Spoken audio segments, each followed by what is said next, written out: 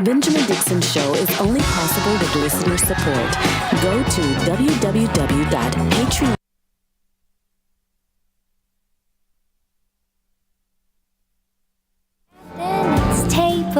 Your whiskey needs.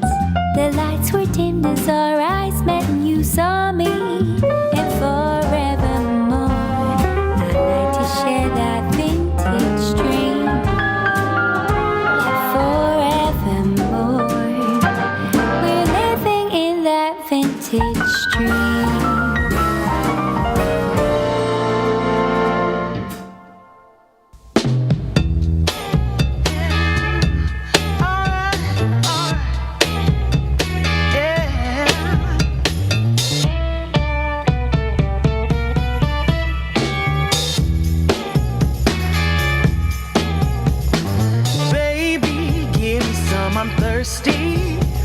He grinned as he stumbled through the bar.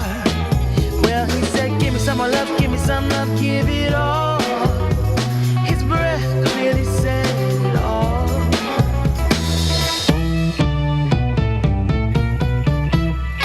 His car was parked behind the back door. Tuxedo black, El Camino, 1969. Well, he said, give me some more love, give me some love, give it all. Filthy fingers said it all. Yeah. Give it.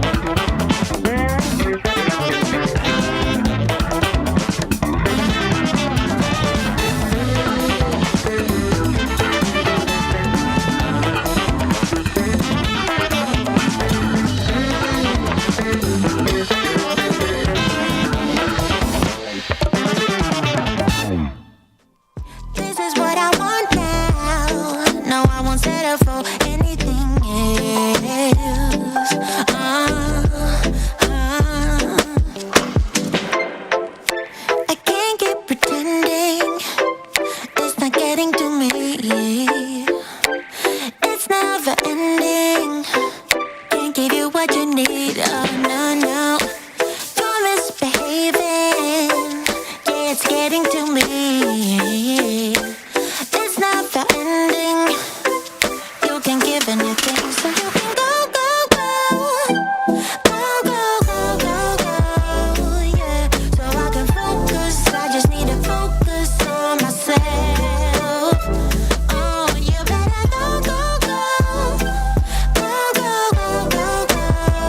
Yeah, so I can focus. I just need to focus on myself. Yeah, so you can go, go, go. Go, go, go, go, go. So I can focus. I just need to focus on myself. Yeah, yeah, yeah. You better go, go, go. Go, go, go, go, go. So I can focus. I just need to focus on myself, baby, baby.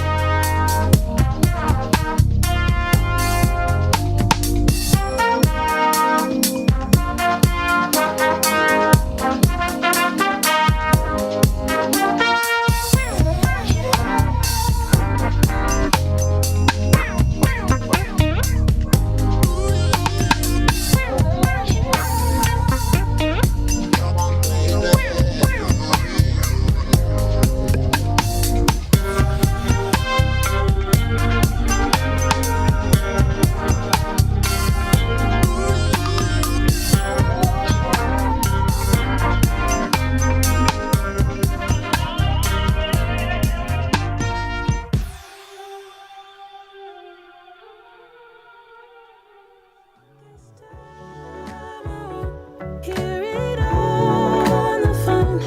If you got something to say to me, then say it to my face. What it's all about, why you're bailing out. Think you owe me an apology. Just say it to my face. You're sorry. You're so sorry. You're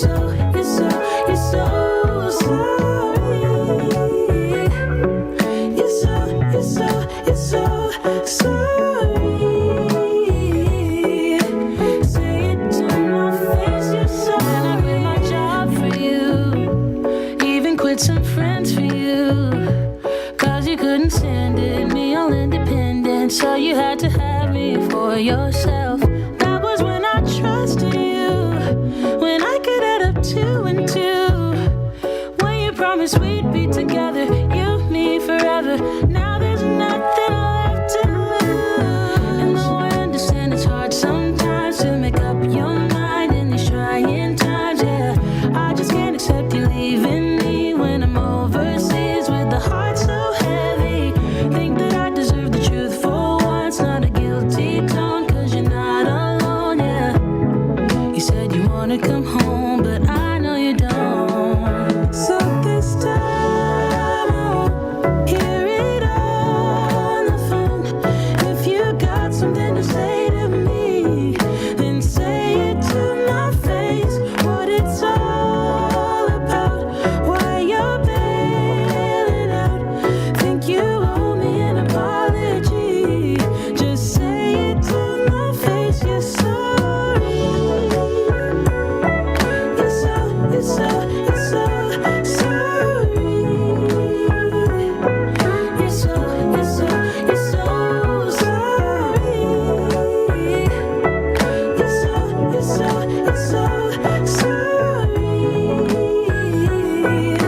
Say it to my face, you're sorry.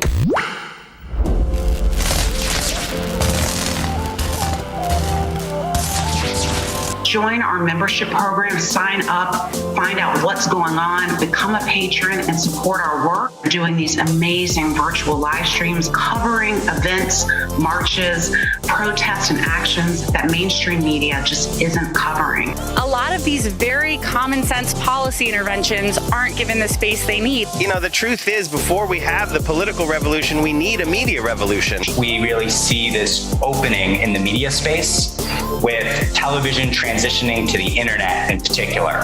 Streaming platforms, Netflix, Hulu, etc., are the next frontier. And we're not mainstream media. You're not getting a 10-second clip and a very watered down, whitewashed version of what's going on. Having a media company to support these kind of movement efforts is extremely valuable. People want to talk to us because they know that we're talking to the people. We need a dedicated, empowered, honorable base of people who are willing to fight for what they believe in. This needs to be all of us, not just like watching great content, not just sharing great content, but taking the correlated action and making sure that together these movements are more effective across the board.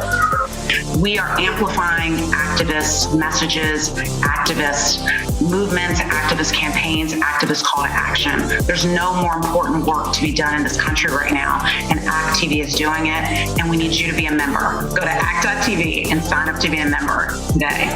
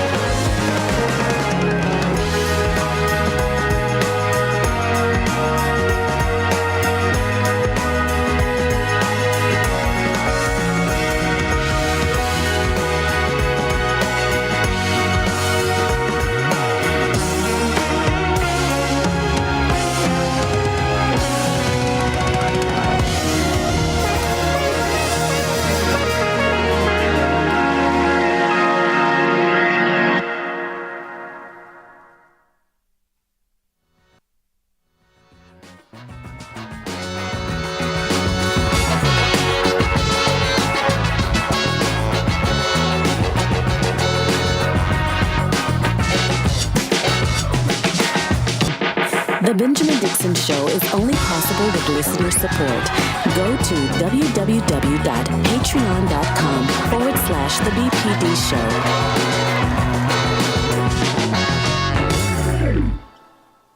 Today is Tuesday. It is May 13th, 2022, and welcome to the Benjamin Dixon Morning Show. Thank you for joining us wherever you are joining us from, whether you're watching us on YouTube, Facebook, Twitch, Twitter, or if you're watching us on ACT TV, our partners, where they encourage you to do more than watch. They want you to act. Go to acttv.com/join to become a member.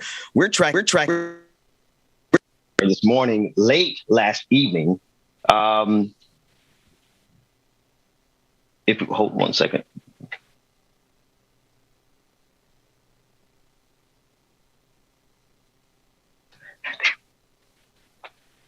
Go. Switch for me.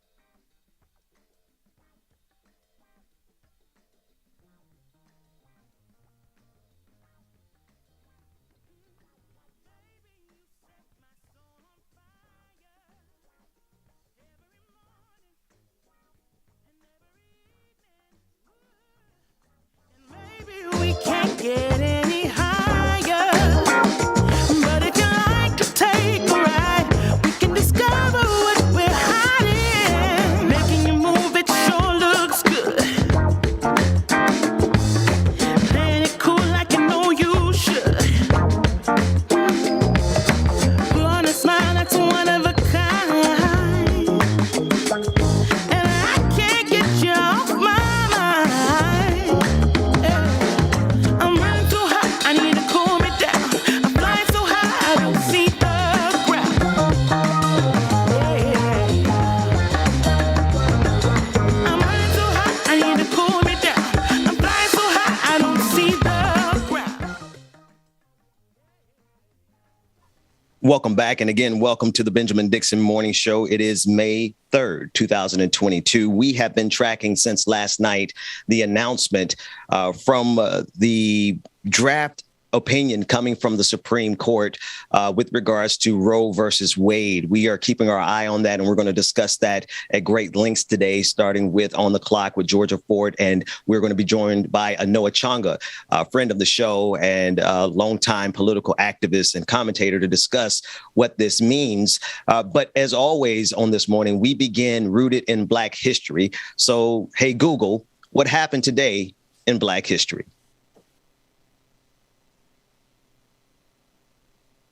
On May 3, 1991, the infamous Los Angeles riots came to an end after 6 days. The unrest was triggered when George Holliday filmed an unarmed black man named Rodney King becoming a victim of police brutality. According to the Los Angeles police chief, Daryl Gates, 14 officers were involved. However, charges were brought against 4 officers for excessive use of force. When the jury acquitted the 4 officers, the verdict was met with outrage, especially by the Black community, and this led to riots in LA. Adapted from Black Heritage Day calendar by author, lecturer and civil rights activist Dr. Karl Mack. And again, you can get access to 366 days of Black history from blackheritagedays.com. This is from Black Heritage Days 4. Dr. Mack is out. He is going to be out for some time. As we expected, he is neck deep in Black history, neck deep in Black women's history, as well as Black sports history. He is working on and finalizing, putting the finishing touches on Black Heritage Days 6. So he has been diligently laying out as much of our history. And here's why that's so important. Before we get to any of the international news or national news, I want to begin with why doing this from the lens of Blackness is so important. It's so important because as we look through what's happening in today's political landscape, we see how important Black voices are to everything that is going on, not just culturally, but also politically. We were the linchpin in Georgia last year, and rather 2 years ago in 2020. Black voters were the linchpin that helped seal the deal, particularly Black young voters. The demographic came out, and it was Black millennials who helped Joe Biden win the presidency. And so, yes, we root what we do in Black history because what we're doing in our Black present is so important. And what we have to continue to do is have a lens through the past to understand that what we're doing is not new. We are an extension of our ancestors. So please go to blackheritagedays.com and get whatever version that you don't have already of Black Heritage Days and support Dr. Karl Mack as he is bringing forth. And we have a lot of great things that are coming. I don't want to spoil any of the beans there, but I will just look forward to him coming back in June. We look forward to Dr. Mack coming back in June after he's had time to put the finishing touches on all of his projects. That said, I do want to circle back to just briefly touch on and give more details as it pertains to what is going on with Roe versus Wade. I do have to saddle this conversation with a lot of back knowledge and understanding that it has been the purpose of the conservative movement to undo Roe versus Wade since it was decided. It has been the intention of the Republican Party to do this. So this should not be seen as a surprise. This is something that they have been marching towards unapologetically for decades. And now with this released opinion, it is not a final decision. It is a draft opinion that came from the court, which in and of itself is something that has never happened before. But someone leaked this, and we'll get more information on that. I want to read from Politico. The Supreme Court has voted to strike down the landmark Roe versus Wade decision in an initial draft majority opinion written by Justice Samuel Alito, circulated inside the court and obtained by Politico. The draft opinion is full-throated, unflinching repudiation of the 1973 decision, which guaranteed federal constitution protections of abortion rights, and a subsequent 1992 decision, Planned Parenthood versus Casey, that largely maintained that right. We'll discuss this a bit more throughout this episode. Again, Georgia Ford is going to discuss it with us on the clock, and Rebecca Azor will be here to discuss it with us on Like It or Not, and Anoa Changa will be joining us to discuss it as well, because this is the crown jewel of a group that I think we need to clearly identify unapologetically. There is a faction in this country that has no other desire than to dominate American society through their religious dogma. They are theocratic fascists. And while they may, I know sometimes I get emails and say, Ben, stop using all the big words. I need you to understand that really precisely defines them. They are people who don't care about democracy because they believe that what they are doing in the name of Christ is more important than democracy. And if you ask them about their interpretation of Christ, they will most certainly consider me an infidel because I think Jesus was black. So if we're talking about a particular denomination, these are people who would most certainly crush every other version of Christianity that does not meet their standard. And they have financial power, economic power, they have political power, they own politicians. And here they are now getting their crown jewel opportunity to overturn Roe versus Wade. Why? Because they are concerned about life? No. If they were concerned about children being born, then they would address the underlying issues, the overwhelming underlying issues why people make that decision, while women have to make that decision. And oftentimes they are married couples. According to the Guttmacher Institute, a high percentage of people who obtain abortions are married couples doing so after they've already had children. And they're doing so because of an economic condition.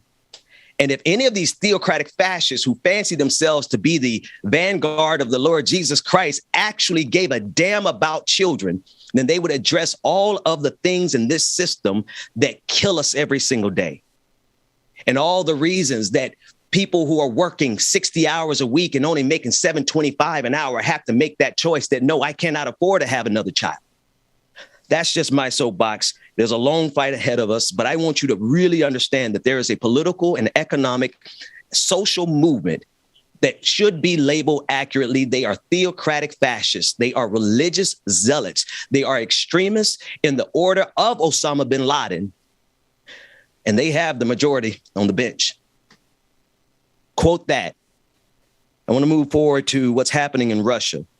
Majority of Americans, rather, support Russian sanctions. A large majority of American sanctions on Russia support it. This is according to a new Washington Post ABC News poll reported on May 2nd. It found widespread bipartisan support for U.S. sanctions imposed on Russia for the invasion of Ukraine. 73% of poll respondents think that the U.S. is doing the right amount to bolster Ukraine and that the U.S. is doing too little, or that the U.S. is doing too little.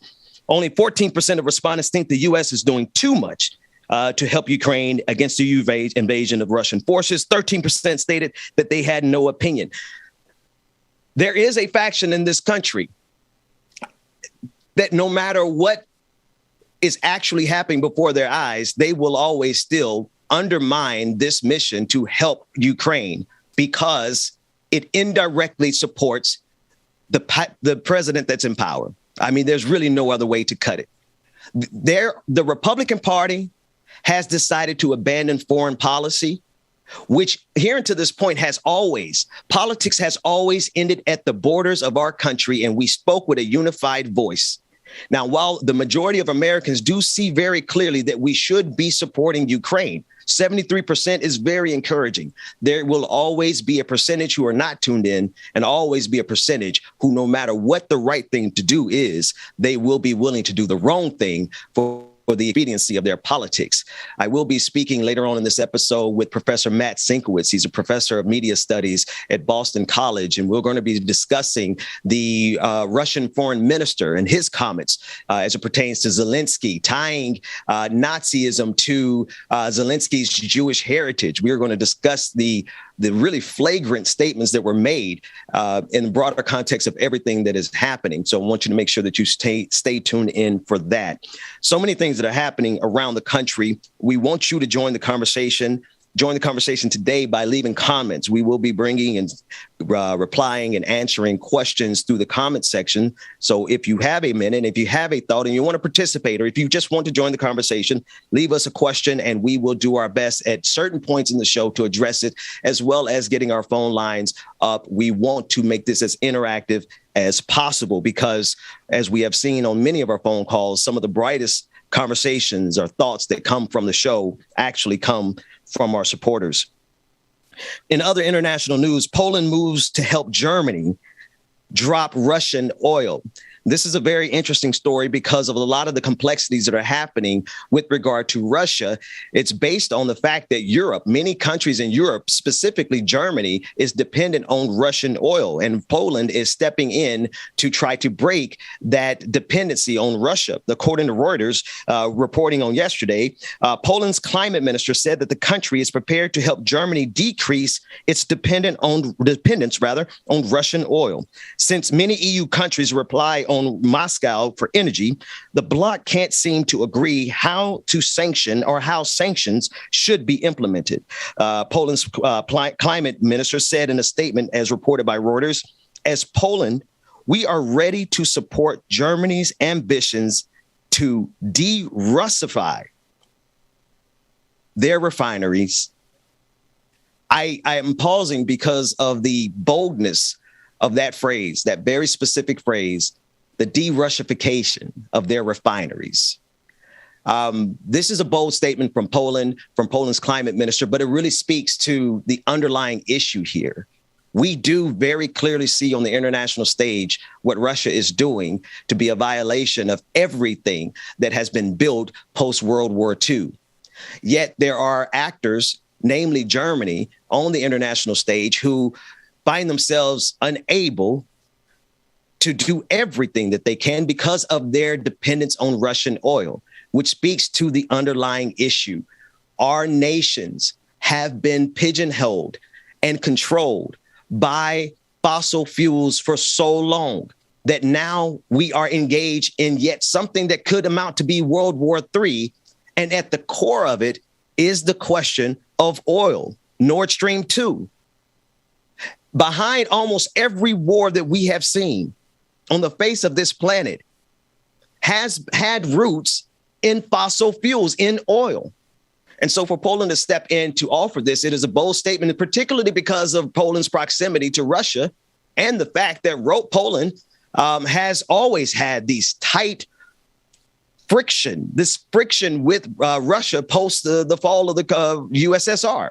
So Poland is sticking its neck out here. But more importantly is the fact that globally, if we do not move away from our fossil fuels, and we'll be talking about it at great lengths and on the clock with Georgia Ford, there are just so many reports that are showing our negligence as a species, our negligence as a civilization, as a group of collective countries. Our negligence is leading us to destruction.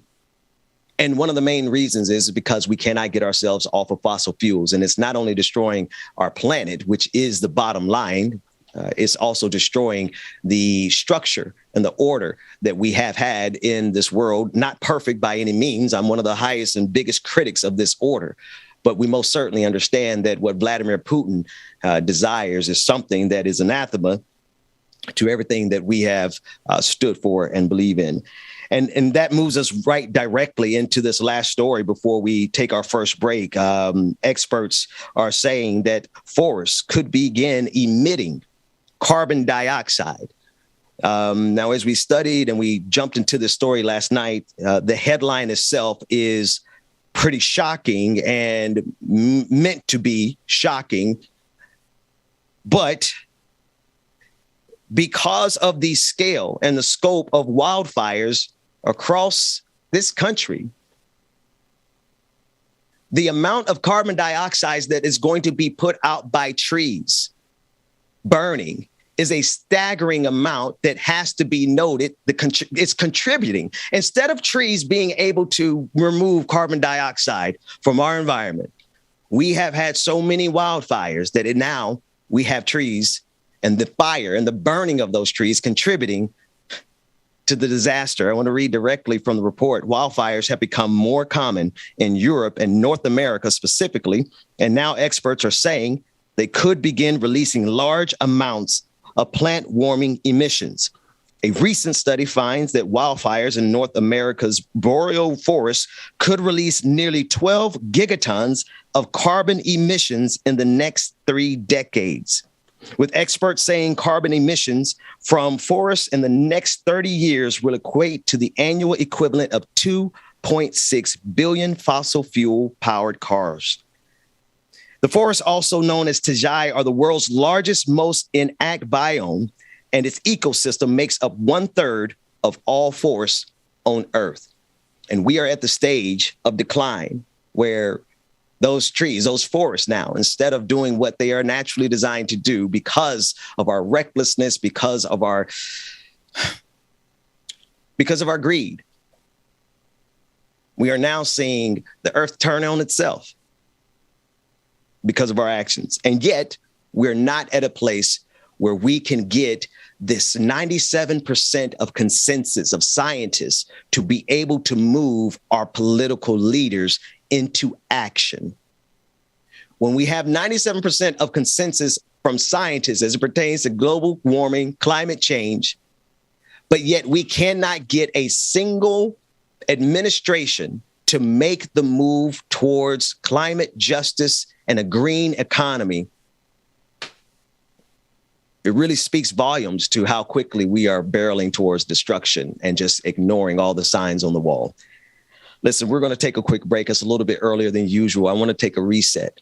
But when we come back, we're going to be discussing all of these stories. We'll be on the clock. We're going to go forward with the conversation on Roe versus Wade. While the decision is not final, it is a draft decision. I want to make sure that everyone understands that we should not be surprised by this. We have to make sure that we are ready to fight back on this. And one of the things that, before I even go to break, one of the things I want to make sure that we say about what's going on with this decision is that we need to draw the line and hold the line.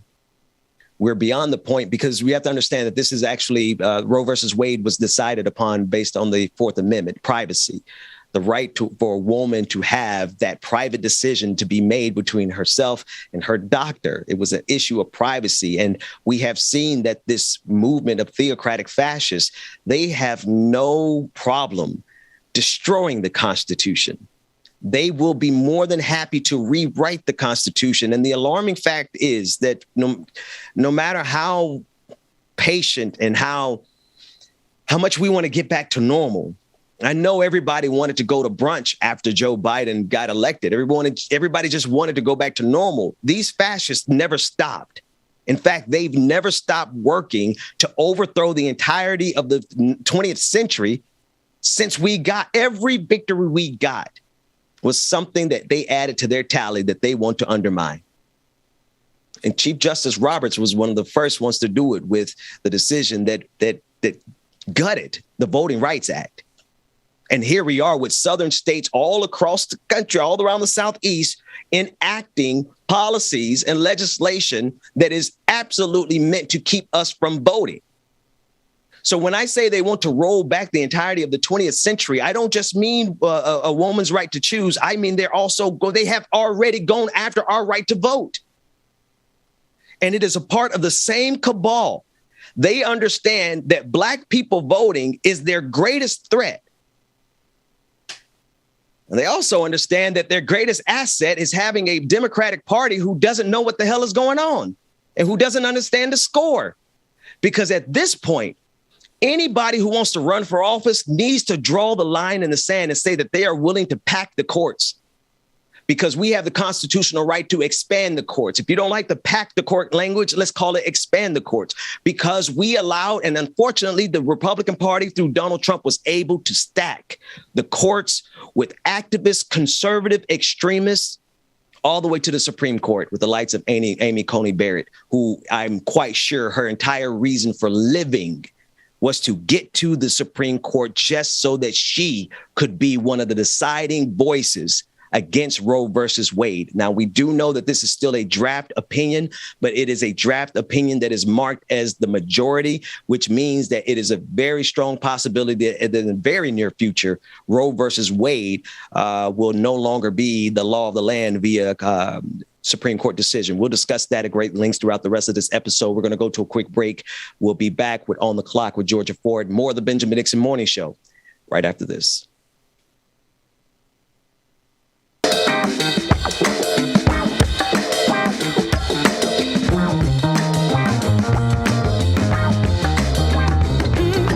Baby, you set my soul on fire every morning and every evening.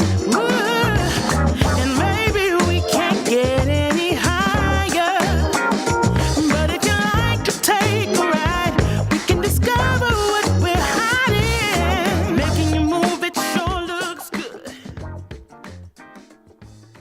Playing it cool like you know you should.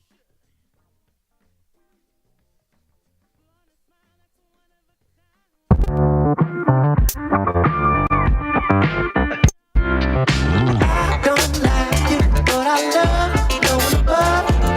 I don't want you, but I need you, and I need you. I don't like you, but I love you, going above. I don't want you, but I need you, and I need you. Think about now. Good morning, everybody. Think about now. You don't know the face. Get on with it. Get on with it. Come on, get on. No video from me today because my cam link has gone down. It What I was just on before I say, got on. it's what I say. It's what I say. It's what I say. It's what I say. So you just have sound today. Your boy James Bubba Williams is in the building. Good morning, y'all. Don't want you, but I need, and I need you. I don't like you, but I love you. I don't want you, but I need, and I need you. Oh, I need. How's that, Dwayne? Oh my God, that sounds so much better. Yeah, all right.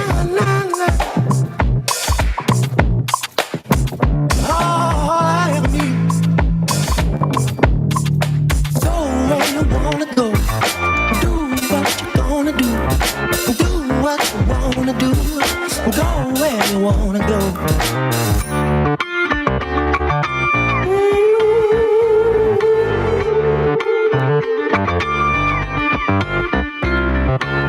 I don't like you, but I love you. I don't want you, but I need, and I need you. I don't like you, but I love you. I don't want you, but I need, and I need you. I don't like you, but I love you. I don't want you, but I need, and I need you. I don't like you, but I love you. Good morning, everybody. Good morning, good morning, good morning, y'all. Come on in, get your coffee and tea. Whatever it is you need to get your morning started, y'all. The Benjamin Morning Show is going down. On the Clock is starting up next, so y'all make sure y'all stay tuned.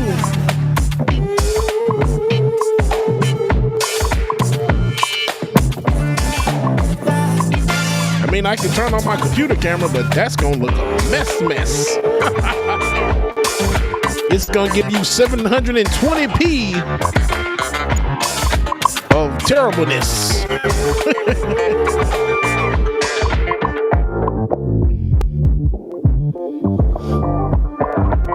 Kareem Ransom, good morning. Roller Black Panther, good morning.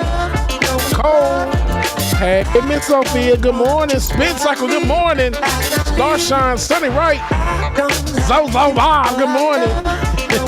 William Moore, Ryan Foreman, good morning to you. Laura Strada, good morning. Tip City Socialist, Promises Manifested, good morning. Teresa, good morning to you. Mary C, good morning.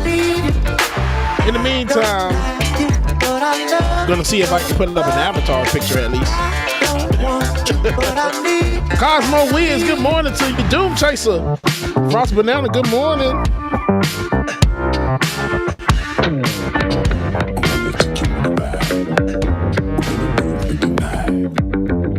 Why you so salty? I'll still think about it. Okay, we can take my Lambo. I'll put on a tight show. You sure you can handle? Lateef, good morning, brother. Craig, and good morning. Shout out Infinite Content, Iris Jones, Mary C, Kev Z. Good morning. Rebecca W, good morning to you. We can take my Lambo. I'll put on a tight show. Drew, good morning. Boondocks Dragon, T Tweety. We be faster than Changa. Mama Gwen, good morning, Mama. I hope you enjoyed your birthday weekend. Y'all make sure y'all stay tuned. I got pictures and video coming up from this weekend for Mama's birthday party. Surprise birthday party. Can't stop, won't stop. We'll get that on probably sometime this week. I got to put the package together. Can't stop.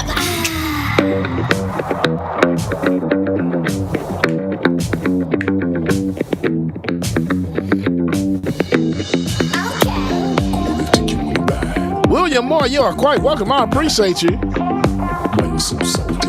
You sure you can handle? Okay, we can take my Lambo. I'll put on a tight show. You sure you can handle? We be faster than Changa. Can't stop, can't stop, can't stop, can't stop, can't stop, can't stop. Can't stop, won't stop. I can't stop, won't stop. Can't stop, won't stop. Can't stop. Can't stop, won't stop. Can't stop, won't stop. Can't stop, won't stop. Can't stop. Can't stop, can't stop, can't stop, can't stop, can't stop. Can't stop.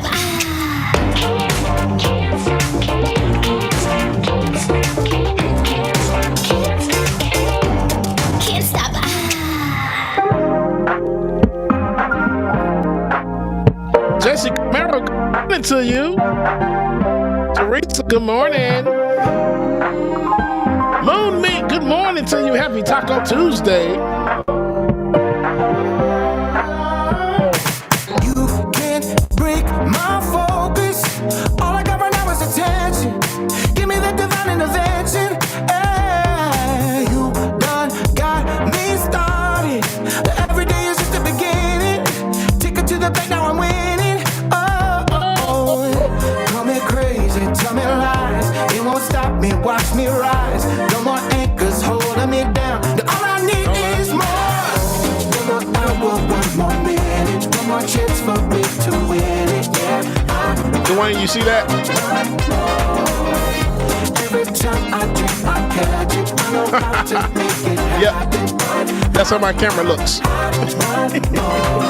Climbing every mountain. Keep both eyes on the top, on the top. And nothing's gonna tell me to stop. Oh, push me through the fire. All I'm gonna feel is the heat burning underneath of my feet. Ooh, so call me crazy, tell me lies. It won't stop me, watch me rise. No more anchors holding me down. 'Cause all I need is more.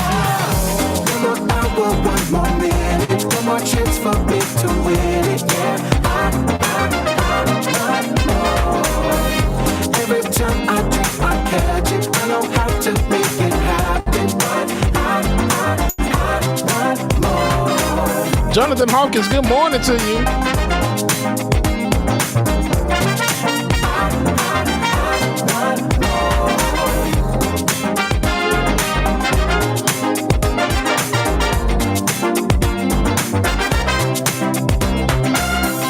All I need is, all I need is, all I need is more.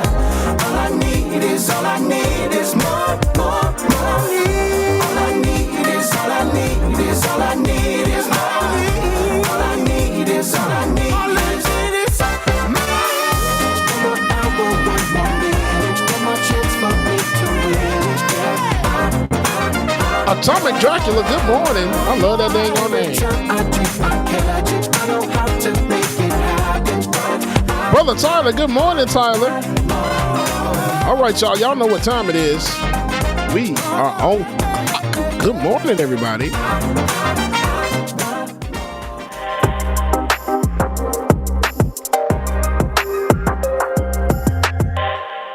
Welcome back to the Benjamin Dixon Morning Show. We are on the clock. Georgia Fort is not with us this morning. She will be back with us tomorrow. Shout out to DJ Xxclusive, who is in the background. Brother, I know you're there and we can hear you, but we can't see you today. How you doing, brother? I'm good, brother Ben. How about yourself?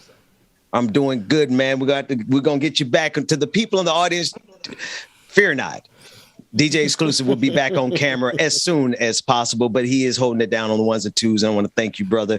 I want to shift gears to what is commonly known as May Day. We celebrate on the 1st of May, which is celebration of labor rights and worker rights all across the globe. I want to bring attention particularly to Georgia Fort's coverage of rallies and protesters who join in Minneapolis in support of May Day. Let's take a look at Sister Fort's coverage. There is only one solution. Workers lead the revolution. May Day is a day of celebration and remembrance. A time when we celebrate the victories of the labor movement and when we remember the people who have struggled for those victories. It's also a day of community. Community like all of you that are here. We reach out and create a space to uplift one another's voices so that the victories of the future are victories for all of us in the struggle and not just for a privileged few.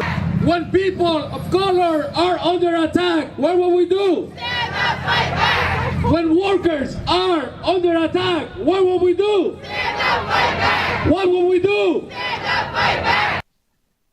Now, it's very easy for us to forget that the reason we have a 5-day work week is because of labor activists. The reason we have an 8-hour workday is because of labor activists. In fact, protests and strikes had to take place and lives were lost. It's sort of disconnected from us, almost over 100 years removed from the flashpoint of the labor movement. But the fact remains that we see worker rights being infringed upon every single day, specifically in this country. We're also tracking now Amazon making or no longer taking COVID-19 as a valid excuse for their workers to miss work. And we see this trend happening all across the country. It's not only that they are squeezing us simply for more work and more efficiency while not paying us for that additional efficiency. They're also saying that we have to work during this pandemic, and whether we get sick or not, it simply does not matter. All of those phenomenon that you are experiencing, it's not just Amazon. It's all of these jobs now using the excuse that the CDC gave them to now pressure people to come back into these workplaces. And some who never left now can no longer even use it as a justification for taking sick days. We're getting more information on that as it pertains specifically to Amazon, but it's all a reflection on the fact that labor has been under attack since the beginning of this country, since the foundation of this country. But I digress on that detail. That's a conversation for another day. We have to keep in front of us the fact that we must be diligent and vigilant as labor. And I want to say it very clearly, like there is, how do I put it on? I said it on Facebook because I'm not doing much talking on Twitter anymore. If you have to wake up and go to work for a living, I don't care how much you make. If you have to go and use your physical labor to live, you're not actually a capitalist. You work for capitalists. And if we don't keep that perspective in mind, we can find ourselves at a point where this is going to sound dramatic, where child labor laws, do you not think we are dealing with monsters who are capable of using child labor again? I mean, let's really think about all of the things that they're rolling back. When they're trying to roll back the entirety of the 20th century, keep in mind child labor. Child labor was one of the victories. Stopping child labor was one of the victories of the 20th century. And I guarantee you that we're dealing with the cabal of fascists who have no problem whatsoever. if they need to fill those vacancies at Walmart and McDonald's with people who are underage. Because if they're willing to attack every other right, why would we give them the benefit of the doubt on anything else? We are in the middle of a class war that has been waged on workers since time immemorial.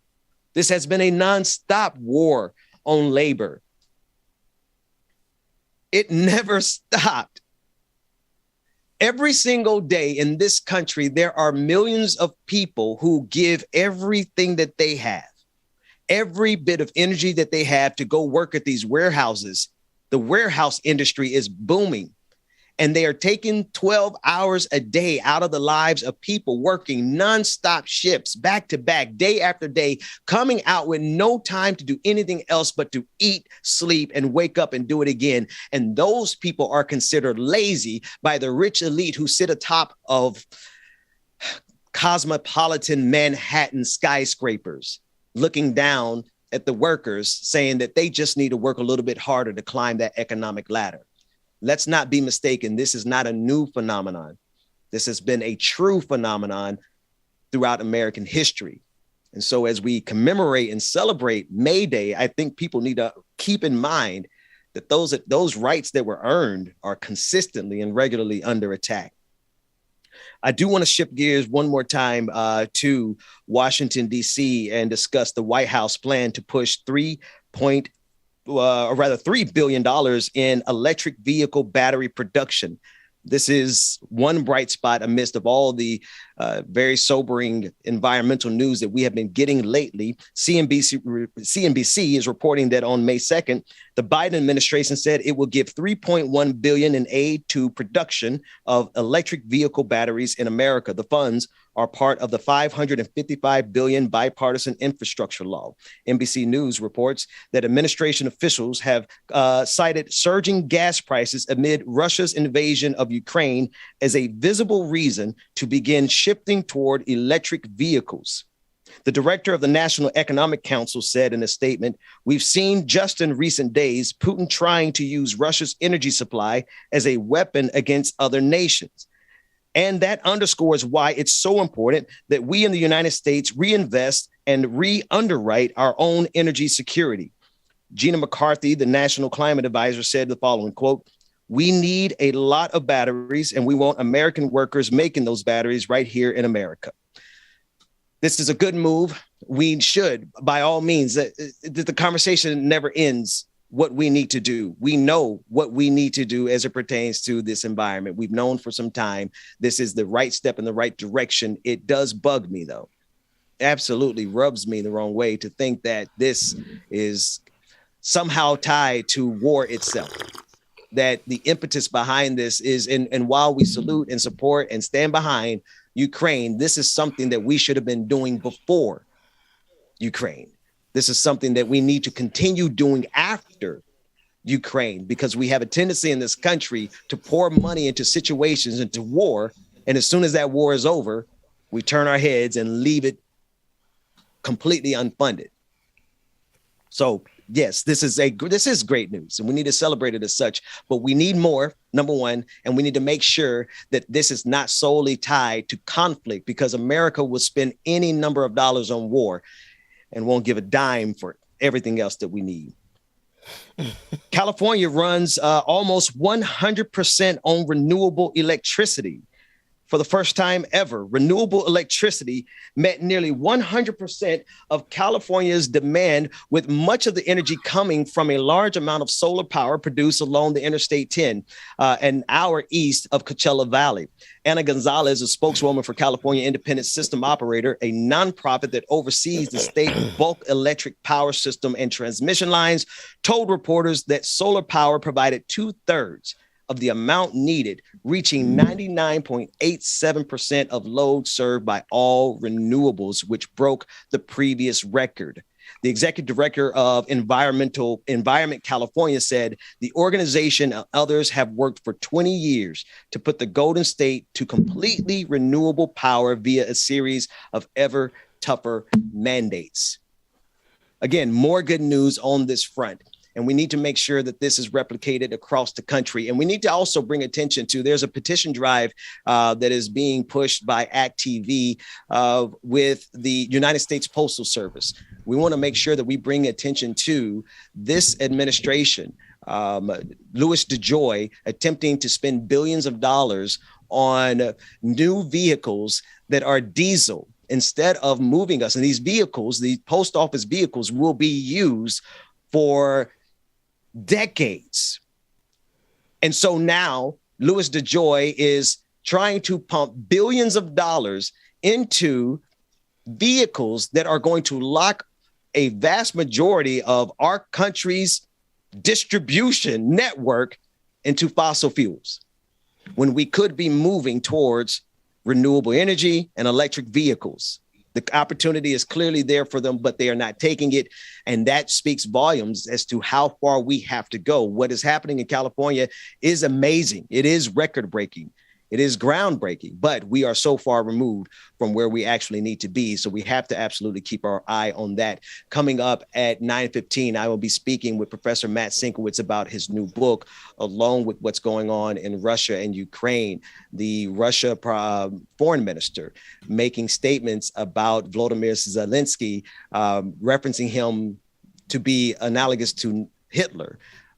Despite his Jewish heritage, and the comments that the foreign ministers made were quite repulsive. We'll be speaking with Professor Matt Sienkiewicz about that at 9:15, and at 9:30, we'll be speaking with Anoa Changa about this alarming news coming out of the Supreme Court. A draft decision, a draft opinion was leaked, which is in and of itself unheard of, unprecedented, a leak of a draft opinion. So the opinion is not final. However, the opinion shows a majority of the Supreme Court deciding to unequivocally overturn Roe versus Wade, which has been the crown jewel of the theocratic fascists, the movement in this country that absolutely wants to dominate based on their very specific view of religion and their very specific view of morality and their very specific view of Christ.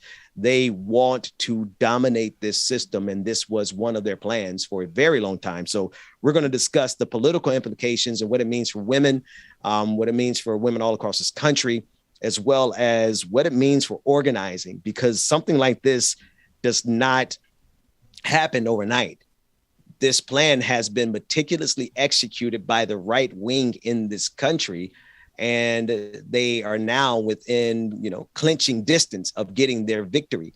But it doesn't mean that it has to be a final victory. So we're going to talk about how do we organize? How do we organize and what has to be done? What are the very specific steps to undo this? Because while a lot of people are upset this morning, and I was very upset last night. I mean, I actually reinstalled Twitter just to rant about it because it's so disturbing that we are at this stage now. But here we are. We can't just be upset about what happened. We have to absolutely be prepared to fight back. And so we're going to discuss organizing and what do we need from our political leaders? Because here's one final note, because I'm going to take another break. It's going to be a break heavy day today. It's just one of those mornings. The real deal is that if we do not get rid of the filibuster, and if we don't get politicians who are willing to pack and stack and expand the court, then we're going to be dealing with decisions like this for the rest of our lives.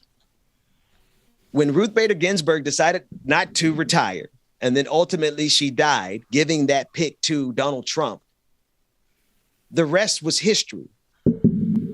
That was the flashpoint. When the balance of power went to the conservative side and that seat was given to Amy Coney Barrett, of all people, we knew that this was going to be the result.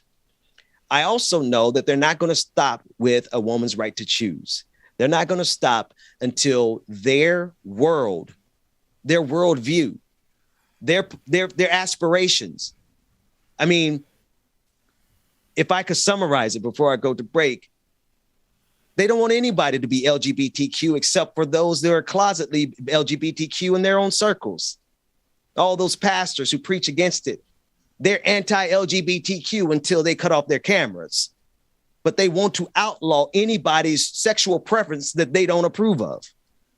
They want to outlaw our right to vote if our right to vote ever threatens their power.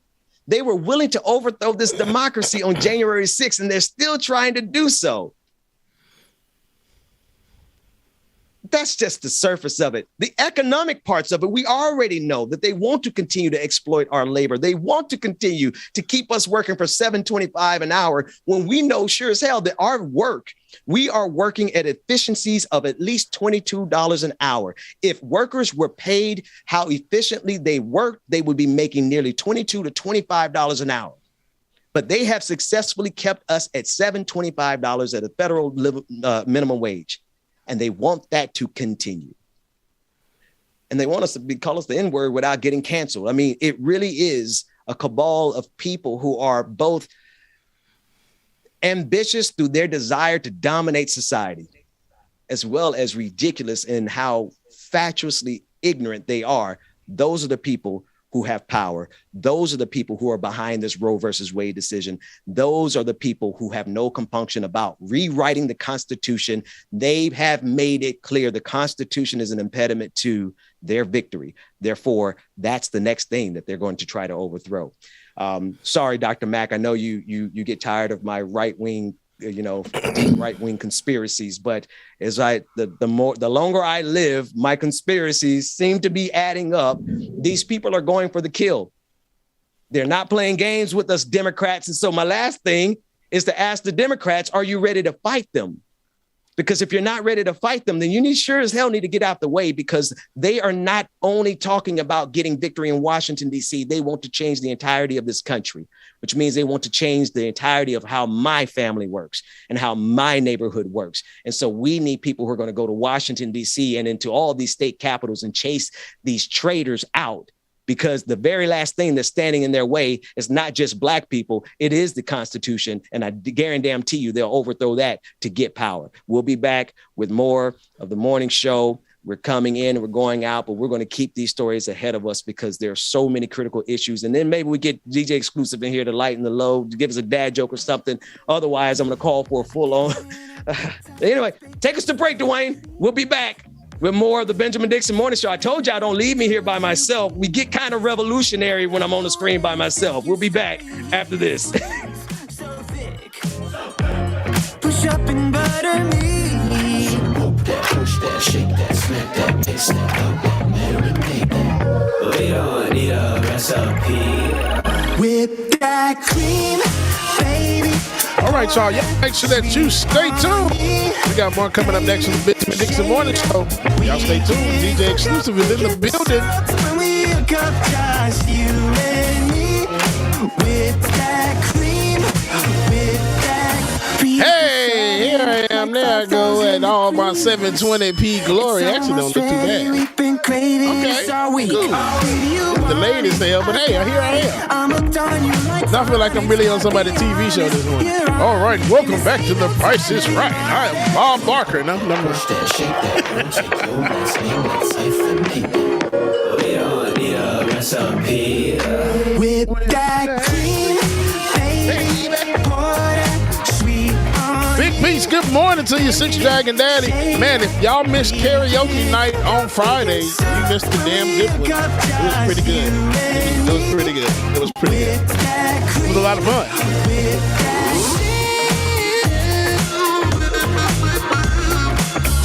Six Dragon Daddy, yes, 720p. Amber Layla, good morning. Jason Goodcroft, good morning to you.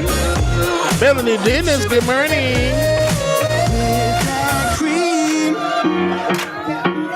And that's sweet on me. We can cook up, we can stir up, then we hook up just you and me. With that cream, baby. Pour that sweet on me, baby. Shade out, just we can cook up, we can stir up, when we hook up just you and me. Alicia, good morning. Al Booker, what's going on? Good morning to you. Brandy Edie, good morning.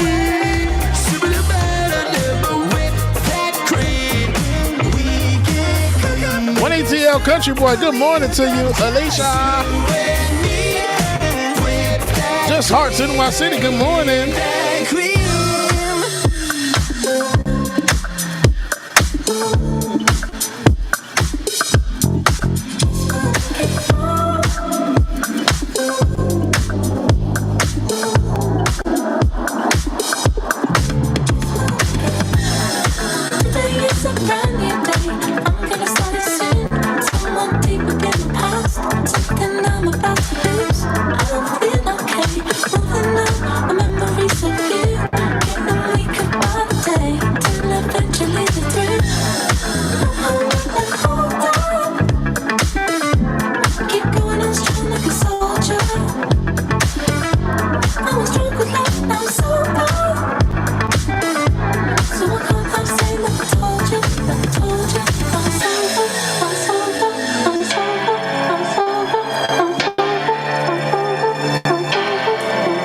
Y'all make sure that y'all stay tuned. We got more coming up next. Benjamin Dixon Morning Show, like it or not, starting up momentarily.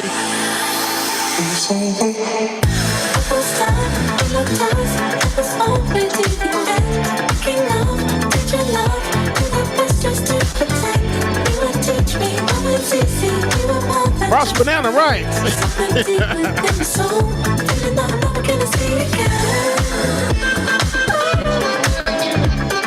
Love Life, good morning. This is Looking For by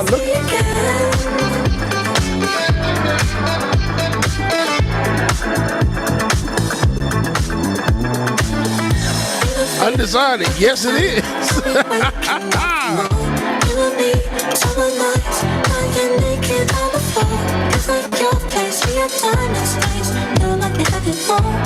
Well, here's one for your wife. I'm pregnant. Dad, I'm pregnant. I'm dad. Wife, no, you're not.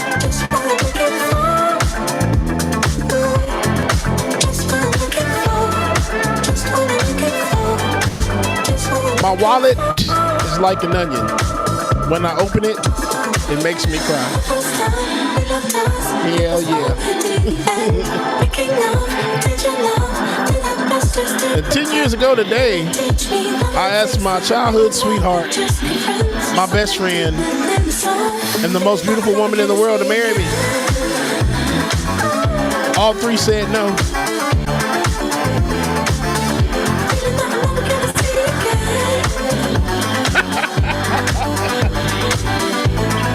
Dwayne, what do you call a knight who is afraid to fight? What do you call a knight who is afraid to fight? Surrender.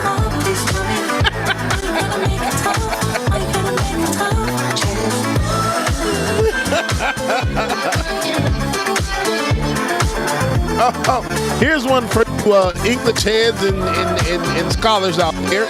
What do you call it when you mix alcohol in American literature? Tequila Mockingbird. OMW, on my way to you.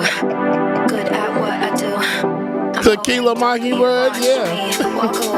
I'm not wearing glasses anymore. I've seen enough. 1, 2, 3 a day. I'm on my way, on my way.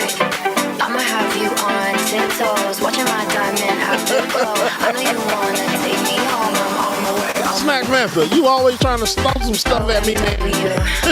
On my way to you. Good at what I do. I'm OMW. OMW. On my way to you. Good at what I do. I'm OMW. On my way, on my way. They wanna judge me, I'll testify.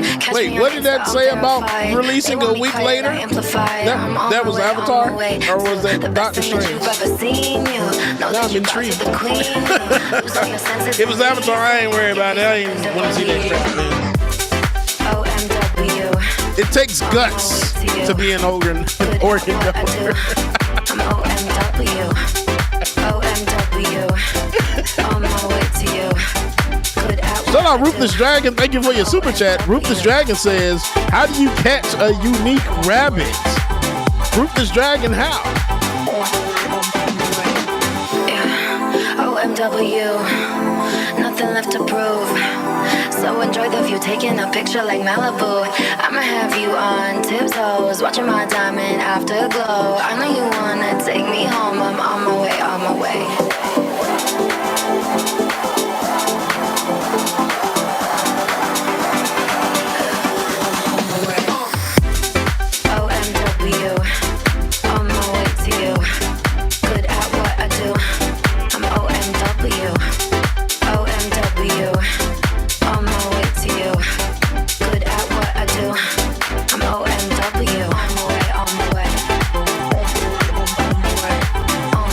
She dropped a lot of stuff last night. Unique up on them. Ruth says unique up on them. Okay, the first part of the joke was, okay, hold on 1 second. Here we go. How do you catch the unique rabbit? Unique up on them.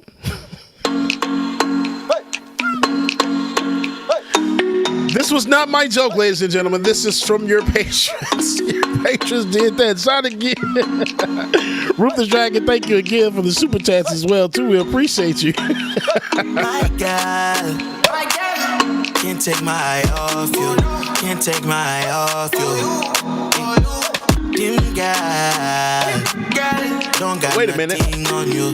Don't got nothing on you. My heart is ready for something I have been had in a long time. True love crime, I hope you know that it may hurt for a while. Let's slow down, slow down.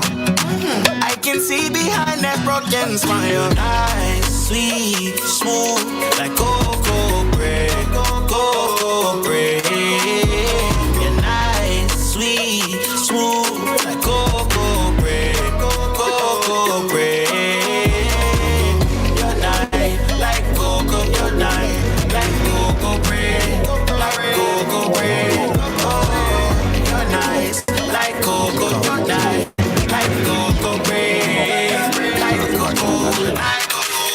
To 10:30, yeah. Like it or not, is on your channel, yeah.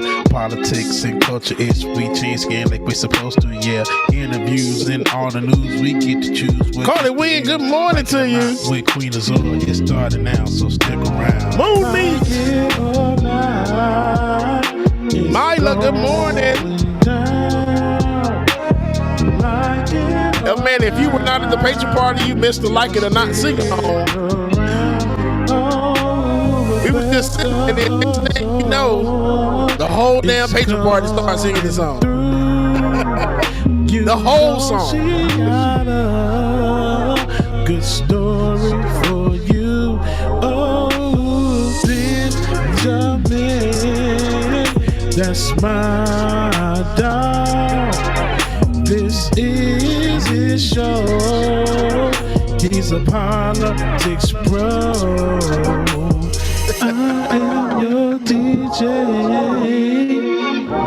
DJ Xxxclusive. Y'all know who I am. Snack me at the right, the whole 20 minutes. Like it or not, it's going down. Like it or not, y'all stick around. Oh. My wife took off her shirt and bra during an argument where I was winning. It was a booby trap.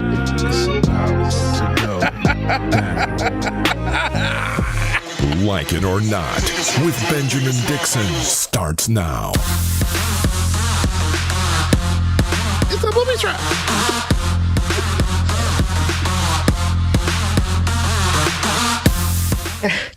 That's what I said. It's a booby trap. Dr. Jones. That was my favorite movie. Goonies and then whatchamacall. Oh, man. Oh, I didn't realize what you were referencing. I missed the reference. Goonies is like dead ass. It's a booby trap. Guys. I forgot where we were. That's my favorite movie, James. That's the only movie I like more than Goonies. Well, I've already started the sentence. I have to say it now. It's Mean Girls. Why is Mean Girls like the top of the list for everybody? Like, honestly, it's probably one of mine too. And then it's funny because while RuPaul's Drag Race, the season was going on, they play Mean Girls every time before RuPaul's Drag Race comes on. They play Mean Girls every Friday at the same time. Bro, when she got hit by the bus, Mean Girls was like, and that's how Gretchen Wiener died. That's how Gretchen Wiener died. You don't forget stuff like that. Good morning and welcome to Like It or Not. James, you look like you're stuck in the 60s, man. Thank you for time traveling and joining us. Yeah, it's way back to 2010. Oh man, no, you took it back 15. To GeoCities, bro. Damn. Nah, you're not. But listen, I appreciate it. Please keep that camera on, because if you leave me on camera by myself, I would call for a full-on revolution with all these crazy fools that are running this country into the ground. That said, Rebecca Zor is going to join us momentarily. James, you mentioned the karaoke party. I'm not going to lie, man. I had a good time. I stayed up as long as I could. I think I was about to 12:30. I didn't know we had so many people who can sing. Like we had fun, but there were some real singers there. Some singers, and then we had some metalheads as well too. Let's not forget our rock out crew. Man, hey, shout out to Cam and Lee who rock. Oh my goodness! Like you wouldn't know if you were at a family reunion or a mosh pit when you come to one of our patron parties, because we got range. We go from Queen down to the Queen Bee. Like it doesn't matter. We cover all of it. But shout out to everyone. And if y'all missed my the performance of Bubba as Billy Ray Cyrus, y'all missed that. Oh man, Ben, you didn't see it? I did miss that. That must have been one of the moments I stepped away from the computer for a minute. That's Ben be missing all the good stuff. Everybody will tell you in the chat, it was freaking hilarious. I think David recorded it though, so. Yeah, no, he recorded all of us sounding like I sang too. I told y'all I was going to sing. I didn't get a chance to rap, so I didn't fully embarrass myself, but I am fully committed to the total embarrassment of my brand in order for us to have fun in these extremely dark times. So Patreon, actually go to acttv.com/join. We want to make sure that everyone is partnering with our partners, ActTV. Check them out over there. But at our next patron party, James, can we do it again? Can we, or do we need to put some space? Should we do it next month, or what's the plan?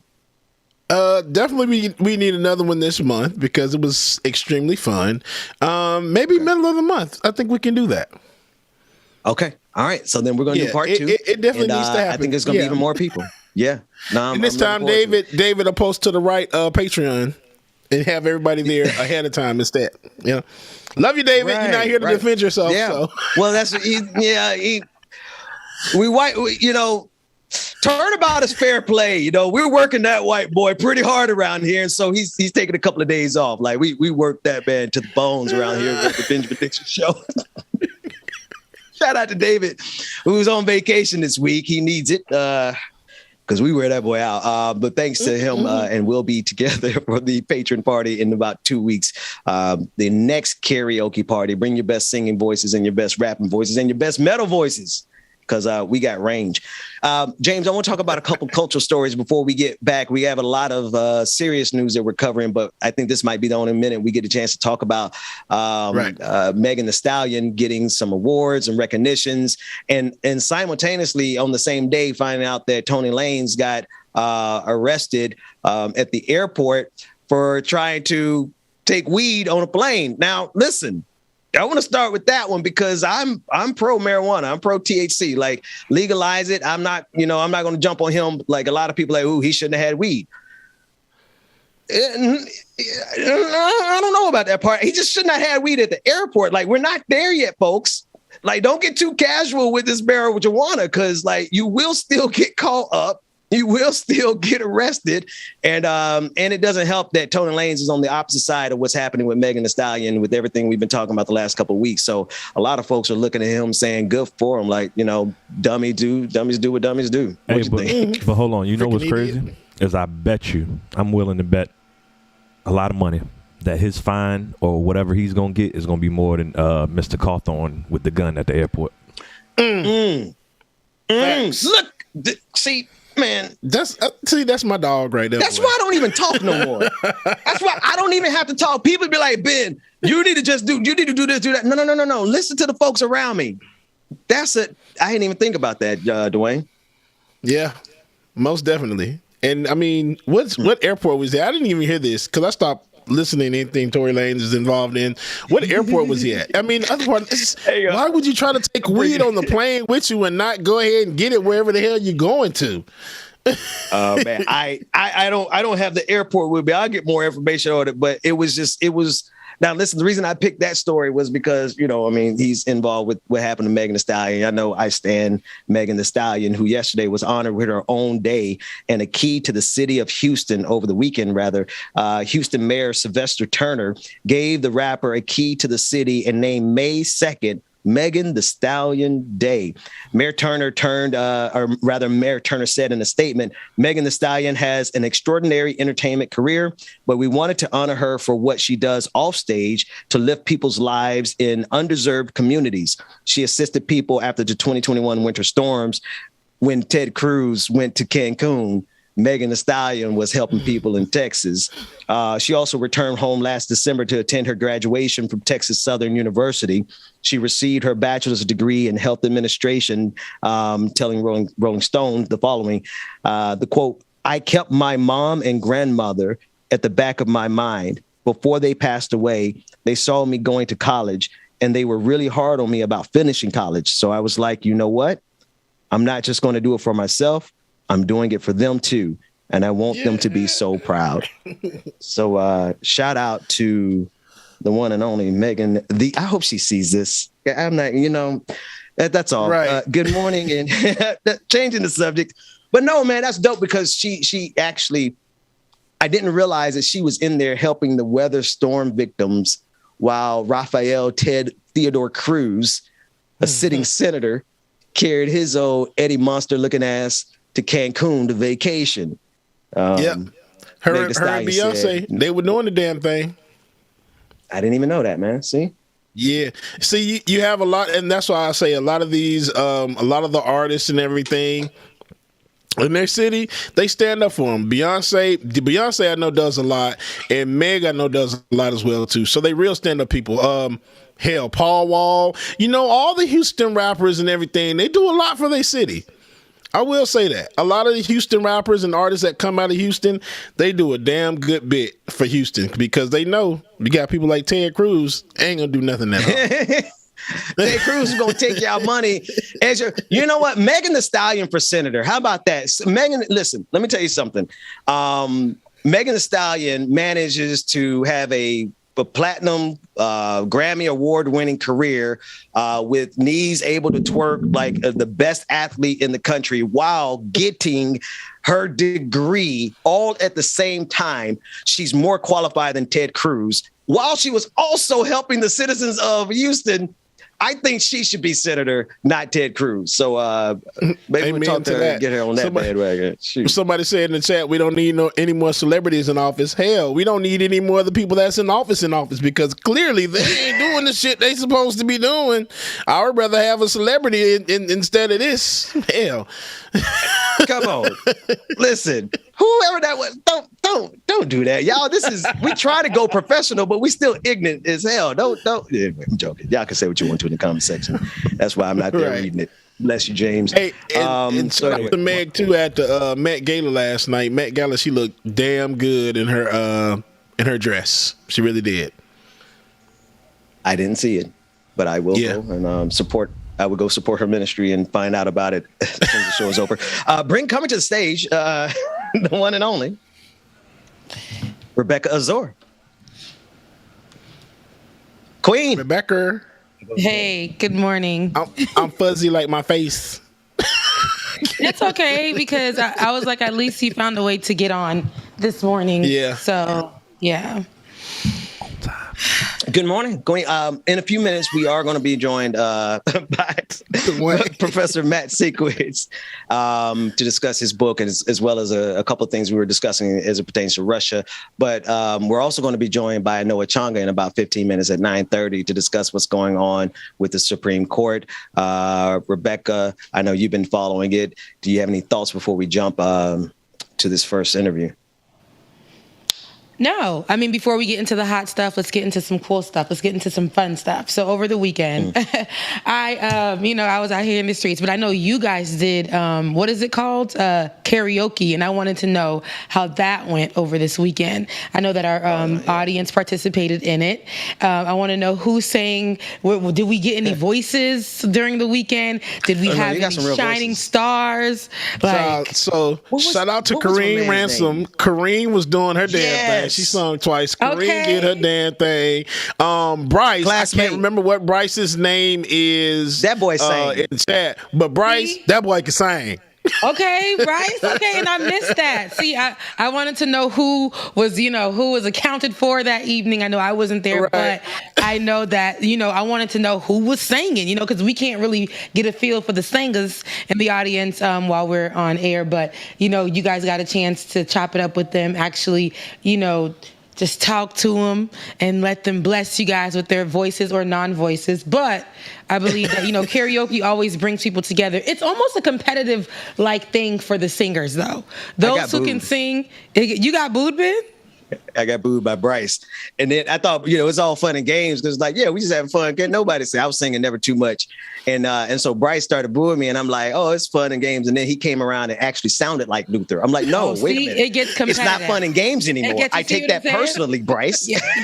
It gets competitive. It's like when you can sing when the person goes up for karaoke, they just messing up the song. Some of them be trying to fake sing too and then be and then be messing up the song. And then now you got to come up there and be like, this is how you do Patty. And then, start doing Patty. So. Okay.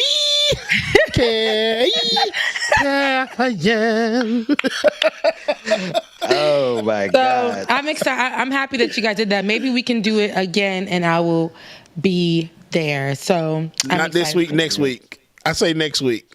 My birthday's next week. I won't be here. God, that's right. It is her birthday. She did tell us. It is her birthday. But it's just so apropos that she can't even make the next one either. So, what about the first one of the next month? What about the top of June? What about my birthday? Let's do a karaoke night for my birthday. It's the first June 5th, whatever day that is. Is that a Friday by any chance? I don't know, but whatever. We'll do something around the first of the month. I like that. Your birthday's on June 10th, right? June 10th. I need the world. So I definitely 5th, Rebecca. I need the world to know the 5th. right date. 5th. Yes. Sorry, I'm making up numbers. It's the 5th. It is the 5th. They can send June 10th. Yeah, June 10th. Yeah, Jimmy. Wait a minute. I was like, I'm just gonna go ahead and say something else. But that's not what I said. I was thinking about my own. Mine is on the 15th. For all those who are wondering if you guys do, want to know. It's on the 15th. 1-5. I'll be 32. Was that Dwayne? This should be 33. No, 32. Oh, wow. Okay. Okay. Yeah. Well, listen, in about, 60, 90 seconds or 2 minutes, we're going to be speaking with Professor Matt Sienkiewicz about what's going on in Israel, with the prime minister of, I'm getting it all wrong. And that's not the prime minister. It's the foreign minister of Russia as it pertains to Ukraine and Jewish heritage. We're going to talk about that. And then, Rebecca, I'm going to get out of your way with that interview because right at 9:30, we have Anoa Changa coming to discuss what's going on with the Supreme Court, what happened overnight. And I know you set that up. And so we'll make sure that we get out of your way for that. So it's a full show this morning. But that's what we're here for. It definitely is. I've learned to allow silence. Just right there, Ben, because you just said that you're going to have a see if you're paying attention. See if you're going to jump in and save us. I was like, what's happening? I'm waiting for the interview to come up. That's what you tease. And because I thought maybe he would be here by now, but he's not. Where are you, Matt? Matt is a longtime friend of the show. When you see him, you're going to remember him. He's been on so many episodes. Before, now we got him. There he is. Coming to the stage. James, you got to get that out of my vernacular. I cannot introduce professors like we're at Players Club. Like they're strippers coming to the stage. What is this? Did Rebecca? I'm like coming to the stage. But I did warn him. I said, Professor Sienkiewicz, this is a foreign. I said, Professor. God, I can't stand you. Take it. Listen. No, I follow now. Okay, new plan. That's fine. I can do that. Okay, good. Improvise, Matt. Improvise. Professor, I did warn you. I said, this is a foreign policy discussion, but I know your schedule said you had to be here at 9:15. I said, well, we're in rare form by 9:15, Doc. I don't know how professionally we could discuss this, but we can start with your book. Let's talk about your book first, which I think is a good segue into conversation. And the title of it again is That's Not Funny. I don't have it in front of me. We do have a graphic. Dwayne, if you want to pull it up on the screen for us. Yeah, I've got a new book. It comes out today. It's called "That's Not Funny: How the Right Makes Comedy Work for Them." It's, to be clear, it's from a left perspective. So I've got a co-author, Nick Marks, professor over at Colorado State, and we spent a couple of years watching right-wing comedy, watching the stuff that people on the right are doing. Again, it's called "That's Not Funny." I'm not trying to tell you it's funny, but we make an argument that comedy on the right is a powerful way that it galvanizes people in that part of the spectrum, that it's something that you should know about.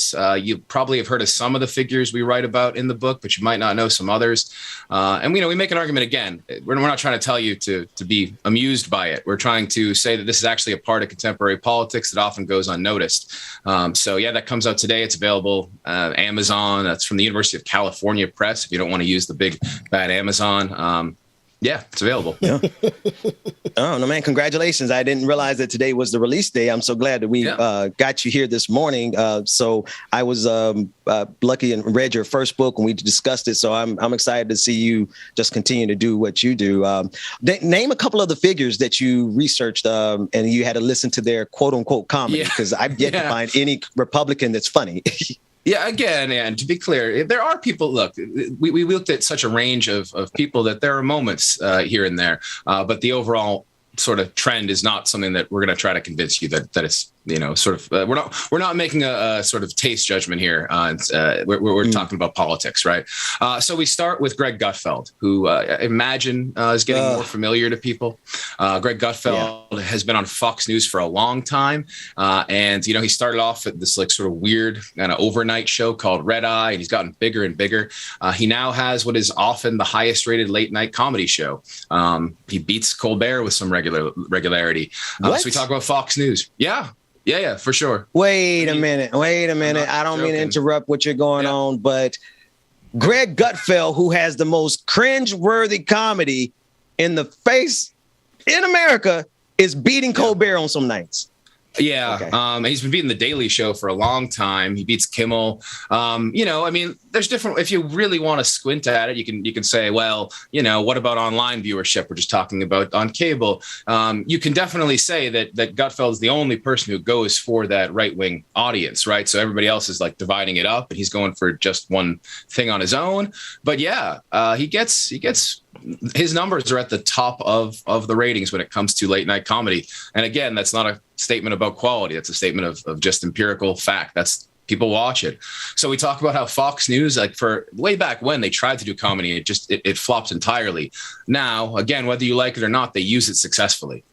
They use it to invigorate and get, it's still an old audience over at Fox News, clearly, but a little bit less old, perhaps, a little bit less sort of geriatric feeling. So we talk about Greg Gutfeld and Jesse Waters, who's also a character who I get nothing nice to say about, except that he is there to be a comic figure on Fox News. We talk about other figures who are a little more complicated politically. So we talk about Joe Rogan. And we note that Joe Rogan's personal politics are very tricky, but he certainly serves as a platform for a lot of people on the right, in addition to the left, but on the right as well. We talk about the world of libertarian comedy, which, sometimes is, can be not quite as offensive. And then there's shows like the Legion of Skanks, which is, sort of it's phrased in terms of free speech, but the free speech they use is to, use racist slurs and misogynist terms and all that sort of thing. I'm upset with myself that the title made me chuckle, but that was the point of the title, right? That's the point. I was on mute. I started laughing. I did too. That's the point. We talk about the Babylon Bee. You might be familiar with the Babylon Bee. It's sort of, I hate them. Yeah, that's fine. Again, I'm not here to tell you to like any of it. Yeah. So it's like the Onion. It actually started. I'd be interested another longer maybe. I just wish they were. I hate them because they suck. I hate them because they don't have quality work. Like the title. What was it? The Legion of Skanks. Like that's creative. I've yet to find anything from Babylon Bee that even makes me chuckle. But you're going to tell me now that they're pretty successful. I'll tell you that they do pretty well. I mean, you don't see it, right? I mean, you know how this works in the world of like your social media feed is curated by yourself, but also by algorithms. We have a chapter that talks about. I'm sure you'll love all these characters, Ben. You're going to enjoy this hat trick of three people or three groups. It's Babylon Bee. We talk about Ben Shapiro, and we talk about Steven Crowder, who's the change my mind guy, like the guy who goes to campus. And we make. He's the one I told on Christmas Day. He went on Facebook on Christmas Day and was like how much he loves the Lord Jesus. I'm like, dude, Jesus doesn't even like you. He's such an evil person that he doesn't. I'm sorry. Right. He doesn't like Jesus. Has to love him, but he doesn't have to like him. Is what I was telling him. But you're naming some of the worst figures, and I'm being triggered because you're telling me they're all successful. Go ahead. Definitely. I mean, they are successful. I mean, they are successful. They are powerful in their worlds, right? Again, they're not going to convince you of anything. And you might be interested in that chapter, particularly, Ben. The connection we make there is that so Crowder, Shapiro, and the Babylon Bee, they have a sort of religious background to them and a religious backdrop, but then they also have like a debate club thing that they try to do. It's sort of the worst of both worlds, right? They take kind of the parts of religion that you might find, to be exploitative or objectionable, and then kind of the sophistry, the debate club try to trick you and convince you that they're right. And it's supposed to be jokes too, right? I mean, that's how Crowder works. Again, you probably don't, if you've seen his like Change My Minds, you probably don't personally find them funny, but he's doing crowd work. He is trying to get the crowd laughing in order to convince people towards his ridiculous and generally offensive positions, but it's what he's doing. And then just to finish off the sort of where we go, we also talk about the sort of far edge, and it'll actually bring us into our discussion here, Ben. So we talk about right-wing trolls, Holocaust deniers, guys like Nick Fuentes, this totally horrible thing. It's the show called The Daily Shoah, which is a Nazi podcast. Shoah is the Hebrew term for the Holocaust. So haha, right? But people listen. And an argument we make is that these connect together in ways that, nobody wants to admit over there. But you can get from these more mainstream people to the real extremes, including stuff like the Daily Shoah. Nick Fuentes. Just a few clicks, right? They work together. It's amazing how you can go from Greg Gutfeld all the way down to Nick Fuentes and the pure, unadulterated Nazism that exists in this country with just maybe 3 clicks. And that's sobering. That's right. And listen, I have I want to see if we can do a critical international relations analysis in about 3 minutes. I reached out to you to discuss Sergei Lavrov using particular language about Volodymyr Zelensky, referring to him as in a way of like Hitler. Nazi. And then when questioned as a Nazi, yes. And then when questioned about it, he uses some excuse about Hitler having some Jewish heritage. There's a lot to unpack on there. We don't have a lot of time. Would you let me know your thoughts on it and how it fits into the broader scheme of our geopolitics? Yeah, well, first, that's boss level anti-Semitism, right? That is like taking it to the greatest extreme, right? So first thing needs to be said, even though I don't even know if it ought to even be acknowledged, right? This is not true. This notion that Hitler is Jewish is a anti-Semitic conspiracy to say, oh, the Jews did this to themselves. And just to be clear, this is a tactic that hateful people do in towards all sorts of groups. And I don't want to give examples, but you can find everywhere if a group is oppressed or victimized or sort of assaulted. They did it to themselves. They deserve it in some way. And the ultimate way to do that in the context of anti-Semitism is to, right, which is not. You can read every. Whether it's a German historian, whoever, that there's nothing to this. It is not true. It is a way to take Zelensky and try to package him in something that obviously doesn't fit. Right. For the Russians, somewhat understandably, right, they have a history of using Nazism as their ultimate enemy. Right. Because of World War II. Right. So anybody who is anti-Russian, at least they're going to see if they can take that path and say they have some connection to Nazism. Zelensky does not fit that box. Right. Zelensky is not in any way a Nazi, but also he's Jewish. And so the only way to square that circle, which is unsquareable, is to lie about Zelensky and to lie about Hitler in this case. And what really could be worse? You know what? I can actually say a whole lot less because you've hit the critical points there, Professor Sienkiewicz. And we haven't had a chance to have you on the air for some time, man. I'm glad to have you here this morning. And it couldn't be a better morning celebrating your release of your new book, That's Not Funny, How the Right Makes Comedy Work for Them, Professor Matt Sienkiewicz, and also your co-writer, Nick Marks. It is out and available today. Go check it out, Professor. We'll see you next time. It's great to see you, Ben. Hey, pleasure is ours. I didn't know if I could do it, Rebecca, James. Why y'all just not let me talk to Matt? I didn't like that. Like I wanted to, I'm trying to make way for your conversation. He gone. Yeah, no, but you got to interview in like 2 minutes. I know. I wanted to at least say hi. I was too efficient, wasn't I? God damn. It was not that you were too efficient. You and Matt was going because y'all had so much to say. You know what I'm saying? It's just but I wanted to just jump in there and say hi and then come out. Because Matt is my friend too. So I felt like I wanted to just go ahead and say hello to Matt. Congratulations. Matt has been rocking with us since you introduced me to Matt. How many years is that? Yeah, and it wasn't even just a digital meeting. Remember, after work, you introduced me to Matt, so that was great. Right. Yeah. And he's a cool person. I think he's a very cool person. I think I like his coolness, and then him being a professor, and just being able to have the ability to write things like this book that he wrote. What is it called? Yeah, That's Not Funny. No time. Yeah. So it was my bad. I wanted to say hello. I'm sure he's saying hello in one of the comment sections. And all right. And congratulations to on your new book. You see what happens after the pandemic? it's growth, baby. Out here, it's growth. You see, we writing books out here. You know what I'm saying? So yeah. So congratulations. What was so funny in the chat? Can y'all? It must not be something we can share on the air. I'm trying to do the interview, and I'm like. So you said God don't even like Jesus don't even like you. So Jesus don't even like Steven Crowder now. Future's latest album is called I Never Liked You. So it's like, I was like, not Future. And if you guys haven't, I love me some Future. And Future just hits out. Like Dwayne was saying in the chat, Future's album dropped at the greatest time ever. For those of you who know that he is toxic. I don't approve of any of that stuff. At the same time, when I listen to Future, I'm looking for all things toxic because that's how he came out. And he also has a drip of a bit of love in there, and however he puts it, that's original Future. Like I was saying, original Pluto mixtape vibes, and a little bit of Dirty Sprite, which is his first mainstream album.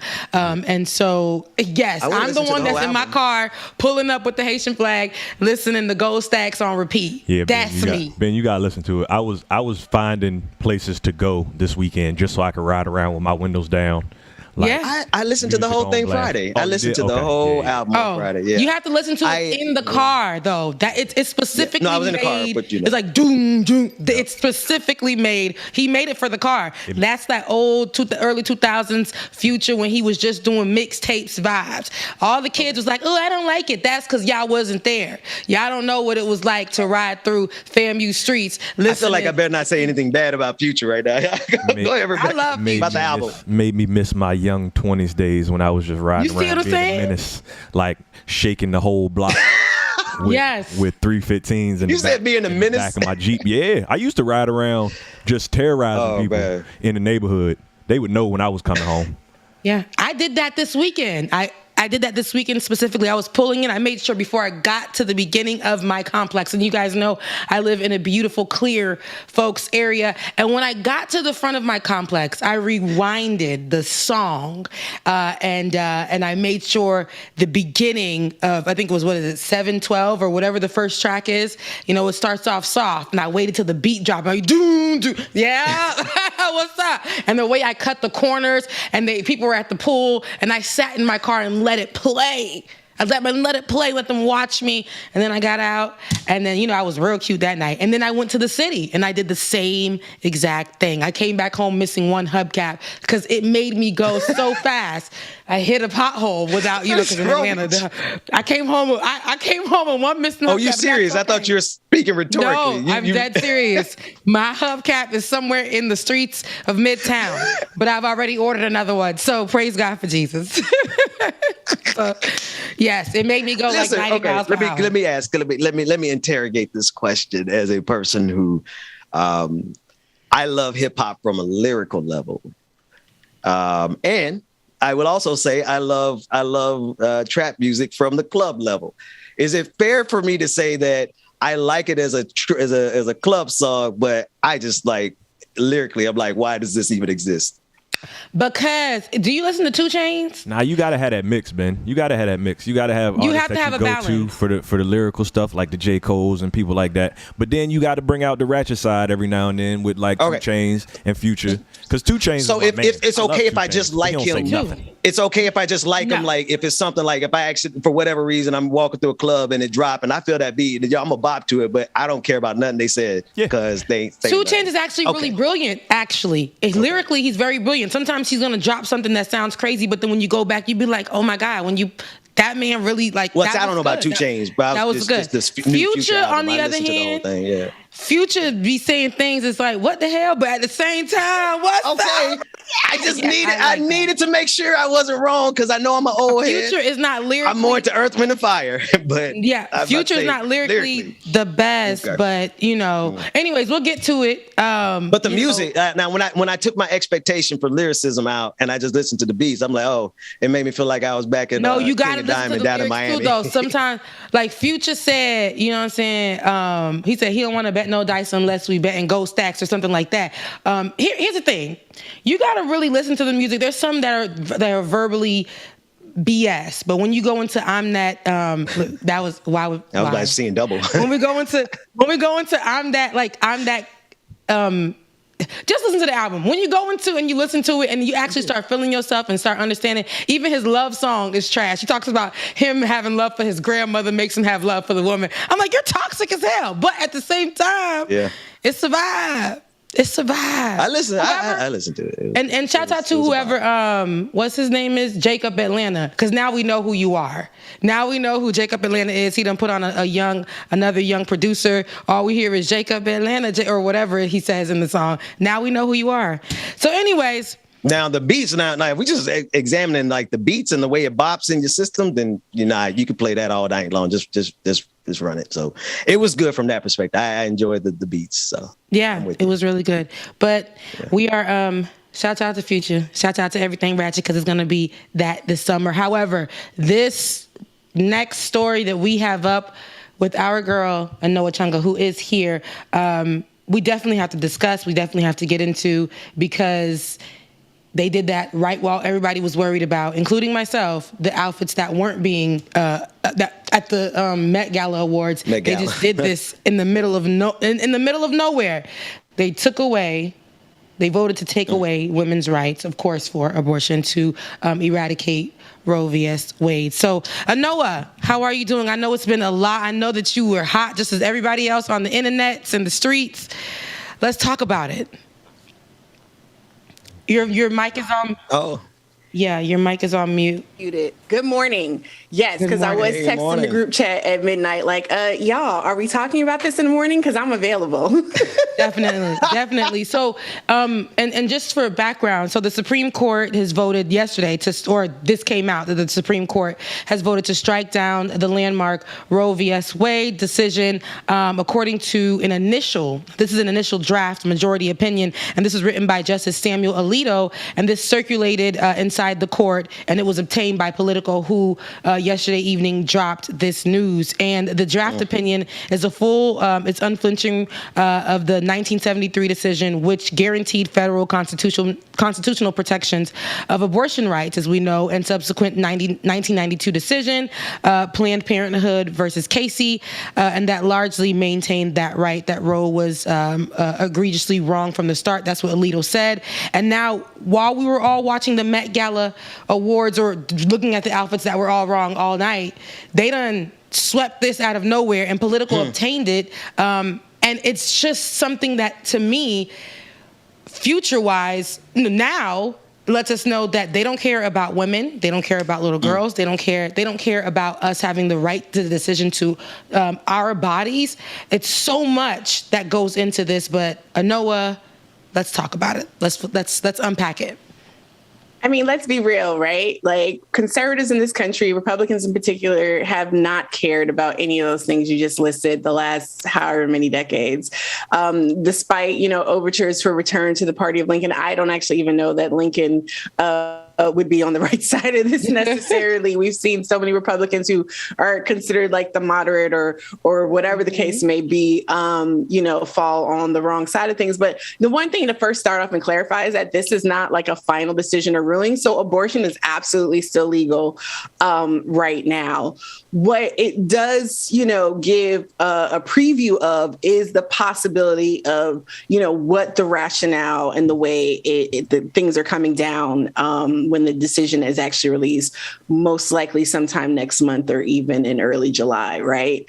But, abortion organizations, abortion funds, reproductive justice organizations, Black and brown folks in the South and around the country have been preparing and dealing with this for a very long time. Abortion access and the right protected by Roe has always been the floor, and it's not even been something that everyone in the country, even if you're in a quote unquote blue or safe state, has been able to really achieve. When we're reading through the language, what's really concerning, right, is not just the broad brushstroke with which Alito and others are possibly dismissing the right to abortion, but really digging into, the underpinning of the 14th Amendment, which provides for other rights, right? As well as their disdain for the idea of unalienable rights. There was some of this conversation around the 9th Amendment during, KBJ's confirmation hearing, entering Supreme Court Justice Ketanji Brown Jackson's confirmation hearing process. So they have been setting the stage, like they have been playing the long game for a very long time. News just broke a couple of days ago that actually, like, the next move is to move for a nationwide 6-week federal ban. So when folks talk about elections matter, it's a little bit more complicated than just, you should have did X, Y, Z in 2016 and this would have never happened. I mean, folks should have did a lot of things in 2016, like not listening to baby Skynet, algorithm Ada to decide like how you were doing voter turnout and engagement and shirking responsibilities and turning out Black voters and other voters of color, right? But here we are now. It doesn't matter about relitigating 2016, who was right. We're not going back to 2019 ridiculous ideas like sex strikes and things of that nature. Y'all are telling on yourself, or you need to stop having sex with people because of this decision. Like, reevaluate your values, right? But really right now, like what I really want to talk about is how we need to be throwing down with abortion funds. We need to be throwing down with reproductive justice orgs. You have an entire coalition of Black and brown led organizations that put out a reproductive justice. I think we might have actually talked about this around Roe earlier this year. The 49th anniversary of Roe was earlier this year. Reproductive justice orgs have put out a reproductive justice agenda and a national platform, and are really making demands on the White House and Congress to step up. Because when you're thinking about reproductive justice, right, it's not just about abortion access, which is crucial, but the right to choose whether to have a family or not, to whether to continue and expand your family or not, that's something that's personal and should be provided to everyone. But beyond that, when we're thinking about bodily autonomy, when we're thinking about healthcare, many of the states that have abortion restrictions or bans on the books or in actually in application, also are doing very poorly in things like maternal health.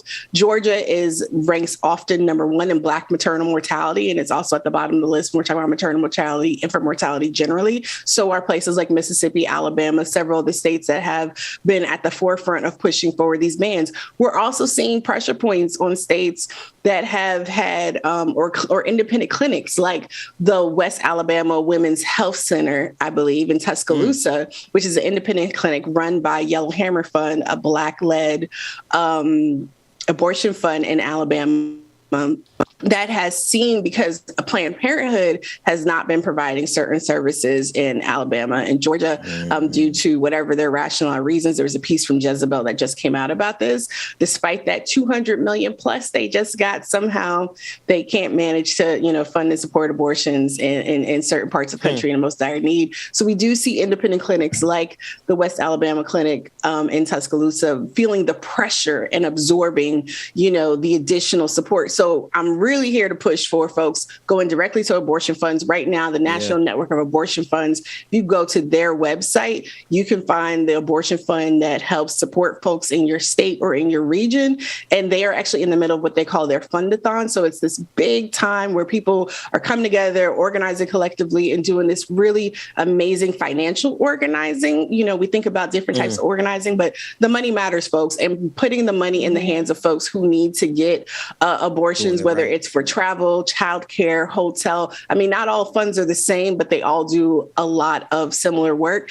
And many of these funds also do, birth justice support, right? They support and help folks get access to doulas, because we know that it's not just about abortion access and care. It's about improving our access to healthcare, reproductive healthcare as a whole, right? And that bodily autonomy, that self-determination piece is certainly a part of that. And this isn't just about abortion, because they're going to come for birth control. They're going to come for same-sex marriage. Hell, they might try and come, So that's what I wanted to get into. That's what I wanted to get into as well. That this, right? Like we really, it's so much at stake right now. And, Democrats, folks can say, well, we need to expand the Senate. I agree with that, but you need to expand the Senate with folks who are going to commit to abolishing the filibuster. Because if Democrats had the conviction, right, of all 50 in the Senate right now, they would move the filibuster out the way, pass the Women's Health Act, and codify. Yep. Did she free? Did we lose her? We lost her for a second. I'm about to say Anoa for. Okay, that was the hell of a pregnant pause, but she was. Yeah, I want her to come back because I wanted her to actually flesh out the conversation of exactly. It's not only abortions that this is attacking. Of course, we understand that when we hear Roe v. Wade or versus Wade, we have that. Sorry, guys. It's not. Ben, you just made. Anyway, go ahead, Rebecca. Just go forth, Rebecca, and sin no more. My God, Rebecca. I gotta say this. There's nothing funny about this story. I just have to put this in there. I want to apologize for laughing in the middle of that, what I was just saying. But Ben had got me together just now again on another word. He gonna text me. VS. Rebecca, I said don't. I'm done. I can't. I see the English teacher over there, Rebecca. You already know. He done sent me. I said. I teach grammar to my kids during homeschool, so you know. I want to, like Victoria's Secrets, because they don't want us even in Victoria's. Because when you say VS, listen, black folks, when you say VS, we think VSOP, right? So we didn't. I don't. Every time you said it, I'm thinking about Hennessy. Nah, I ain't thinking about it. Anywho, versus.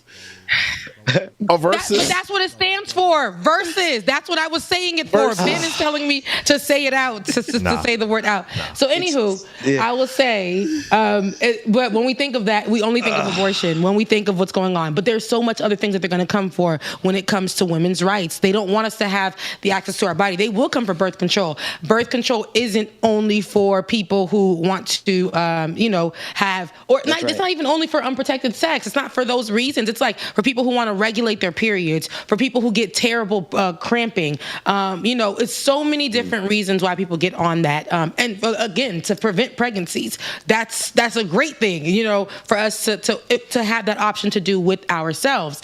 But I don't understand why they would think they could come in like a thief in the night Well, you know what? No, I do understand because they do it all the time with a lot of things. You wake up and there's a policy that is affecting you, and this will have a great effect on who the most. A lot of people, everybody. Who the most? Black women. Thank you. Black women. And it's coming through now that Biden is saying promises action after leaked Supreme Court decision that could overrule Roe versus Wade. See, the thing is, I don't want to hear him say that. Yeah, it's a very broad, promising action. What does that look like? What is that? Because the specific action is overturning the filibuster and packing the courts. If they're not going to do what they need to take, I don't want to hear a headline saying they're going to take action. No, I don't want emails. I don't want tweets. We need action. Yeah, and that's what exactly what Anoa was saying. She's like, let's start taking action by partnering with these different abortion companies or people who are advocating for. Let's start adding to their funding. But these people on the left, low key, are looking at it just as many of the people who have conservative views or who are conservative. So they're gonna rock with this in the background and be like, well, we're saving the babies.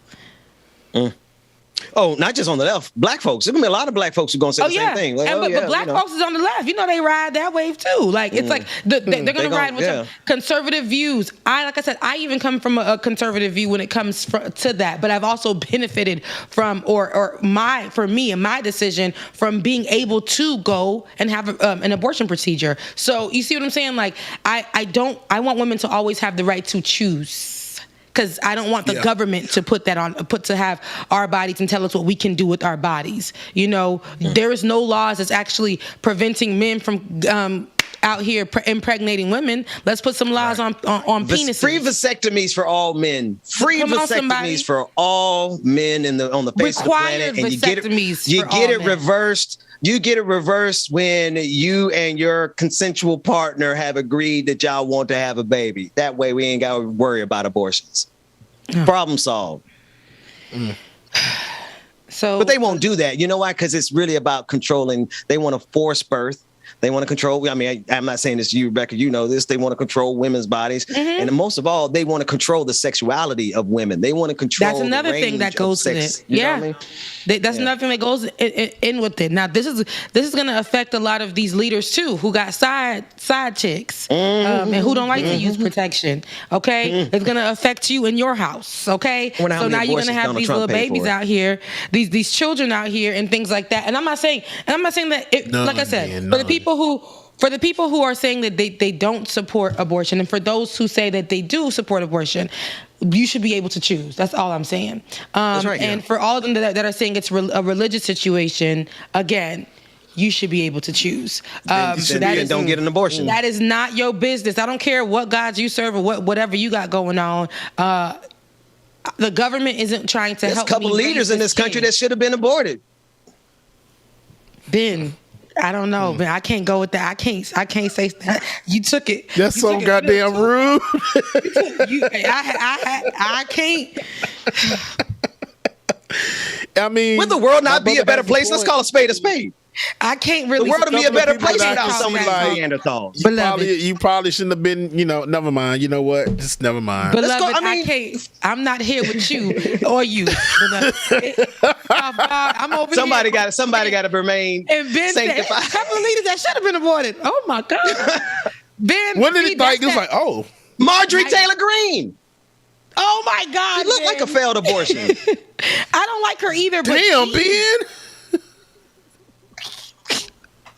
Yeah, I got jokes, y'all, but I always was afraid of getting canceled. I don't care about that shit no more. No, yeah, you really don't, because you said other things on past shows in the last month. But there's a recent video that's circulating on the TikTok, and it's about a girl. She's like, I was pregnant. I went and got an abortion, and then that seemed to have failed. So I went and got the procedure, actually, like a great procedure done, like the second part. And she said after, like, she got sick, next thing you know, a baby came out of her. That baby fought 2 abortions. Oh no, excuse me. It was the Plan B, then the abortion, because the baby didn't take the Plan B. So then went the baby didn't take to the Plan B. Then she went and got an abortion. Is this a true story? Baby, this is a factual story. And then the baby came out. That baby said, that baby said they gonna be born. And came that baby out say, of damn all this stuff that you trying to do. I'm coming out, goddamn it. What's up? Rebecca, that baby say, hey, what's up? What's that? Hey, we need to check. Hey, that baby might be something special around here. And the that baby might be the second coming. The baby was beautiful. But she had, here's the thing. No. That woman had the right to choose, and Mother Nature or universe or whatever did this thing, but still had the right to choose. Okay? Listen, let folks choose, and then let the world and God or Jesus, Buddha, or whoever you serve do the rest. It's none of your business. The government should not have any say so on women's. See, that's what you're saying, Rebecca. What you are saying is a conservative position that the government should not have any right to tell an individual what to do with their body, their autonomy, right? That is literally a conservative position, but Republicans have gone so far with eating their own ideology that, like, forget about right to your own body. They're trying to force you to have babies now. Mm-hmm. So if people want to they're trying to force you to not have sex. They're trying to force you to not be able to marry who you want to marry. So when people talk about how far Republicans come, I need folks to understand that what Rebecca is saying, having liberty, they're saying liberty every day. They literally don't mean it. They mean liberty for them to do what they want, and complete domination of government control over your body is what conservatives are trying to get. Yeah. No, that's exactly. And if listen to what you're saying now, none of it makes sense. They don't want you to have sex, but they want you to go ahead and have these babies, right? They don't want you to. None of it makes sense. But they want you to be free. They want you to be liberated. They want us to keep saying that this country and what we stand for is the freedom to choose, the freedom to speak, the freedom to do all that. But it's an asterisk near it, and it's like, with conditions. Those conditions are whatever we want, how we can control it. That's the only way that we can move forward. And women, shouldn't have any rights here. They shouldn't have any rights. And the black women especially, we're going to definitely make you have those kids. And you're not going to be able to put them in housing, and then we're going to put them in programs like foster care, and which the are worst schools the in the country. Worst kinds of care for children. So it's like this whole domino effect, and then they're going to start blaming us, and they're going to say, oh, black people are having all these kids, immigrants are coming here and having all these kids. They're going to have these kind of conversations. This is what it leads into, and this is where it becomes very, very problematic. So it is not only just the abortion, though. It is the way that they want to control our bodies and what we do. And it make us feel smaller. And on top of us already, and I mean us, I'm talking about black women, on top of black women already having to struggle, already having to figure out things as black women maneuvering in all of these spaces. We are controlled, we are talked down to, they want to take everything from us. And in this position, in this particular thing, if it does come to pass, the fact that it's even on the radar, the fact that there is drawn up paperwork for the conversation with an exclamation point, that they want this over in that document, with the fact that it's already out there, this will potentially, most likely, affect black people beyond just measure, black women are beyond measure. And I just want people to know, like, this is not right. The government shouldn't have any control over anything that we do when it comes to taking care of our bodies and how we see fit as women in America. Rebecca, can I jump? And if y'all need to go a specific direction, I don't know if Anoa is back, but I want to mention that today is election day in the 11th district of Ohio. That's Nina Turner's race. It's today Tuesday, right? Today's Tuesday. So we want to encourage everyone who's in that district, do what you do. Go out and vote and do your thing. This is a very important primary, but I definitely want to just throw our love to Nina Turner, who has been fighting diligently. And thanks to the folks in the chat room reminding us that today is that day. And also this month is Mental Health Awareness Month. So I would definitely like to have some guests on for the month of May who are going to chat about mental health awareness. So the woman that you had on prior to, I'm sorry, Ben, your colleague, I hate that I forgot her name, but let's discuss mental health awareness for the month of May. Not only is it Mental Health Awareness Month, it also is Haitian Heritage Month. So be prepared to be sick of me. I might be just speaking in Creole all of a sudden. It's a lot of stuff going on in May because y'all know what else is in May? Masturbation Month is May. No, it's not. You don't. Yes, tell me that. That is not even a real thing. That's not a real thing. I'm not accepting that. I'm definitely not Googling it to find out if it's true. So I'm just it's gonna not exist in my mind. Cinco de Mayo is Thursday as well too. So yes, May has a lot of stuff going on. But yes, my birthday is the most important after Haitian Heritage. So Mother's Day. My birthday. So happy birthday to me. Make sure, you know what I'm saying? Y'all know what's up. I'm turning 32. Just if you don't follow me now, you better follow me on the social medias to see what 32 is going to look like because it's going to be really cute. Anywho, we're at the end of the show. I know you got a hard out. I got to be in the streets. You guys are kids. You guys are children. You guys are children. I would have made it. It is Tuesday, and you guys are children. You guys are children this morning. Love you guys so much. Mean it. We're at the end of the show. I hope that Anoa can come back tomorrow. I wish you would have dropped that video, Ben, that you tagged me in on Instagram, because that would have just been it. Oh my God, Charles Barkley. Oh my goodness. And what's funny is, Charles Barkley talk about when you got a man banging into you, and he was as oblivious to his double entendre as I always am. But you know who caught it though. You know who was laughing. You know. We'll play that clip up there. Kikiing.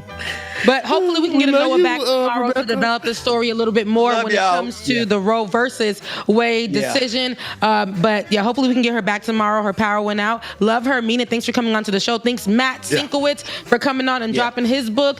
What was it? You weren't funny. You ain't that funny. That's not funny. That funny. Yeah. That's not funny. That's not funny. Go listen to Future's album, I Never Liked You. It's Taco Tuesday. Love you guys. Mean it. And Jesus never liked Steven Crowder either. Taco Toxic Tuesday. Y'all listen to Future while eating y'all tacos. Hey, y'all. That's what that is. Tuesday. Love y'all. See you. When I was down. All of y'all going to hell. All right, y'all. We love y'all. Mean it. Y'all have an awesome Taco Tuesday, man. And thank you again for tuning in to the Benjamin Morning Show, man. Shout out to all our guests that we have, and shout out to all of our hosts as well, too. And shout out to everybody behind the scenes, Dwayne, Tiger, Josh, David S, who's on vacation. Everybody, we love y'all. Mean it. Hey, we will see y'all tomorrow. And your affirmation for this Taco Tuesday is, I allow my wisdom to guide me to the best choices. I allow my wisdom to guide me to the best choices. Y'all gonna be great, man. We will see y'all mañana. That's tomorrow, right, Dwayne? Deuces. Love y'all. 'Cause I love you, baby.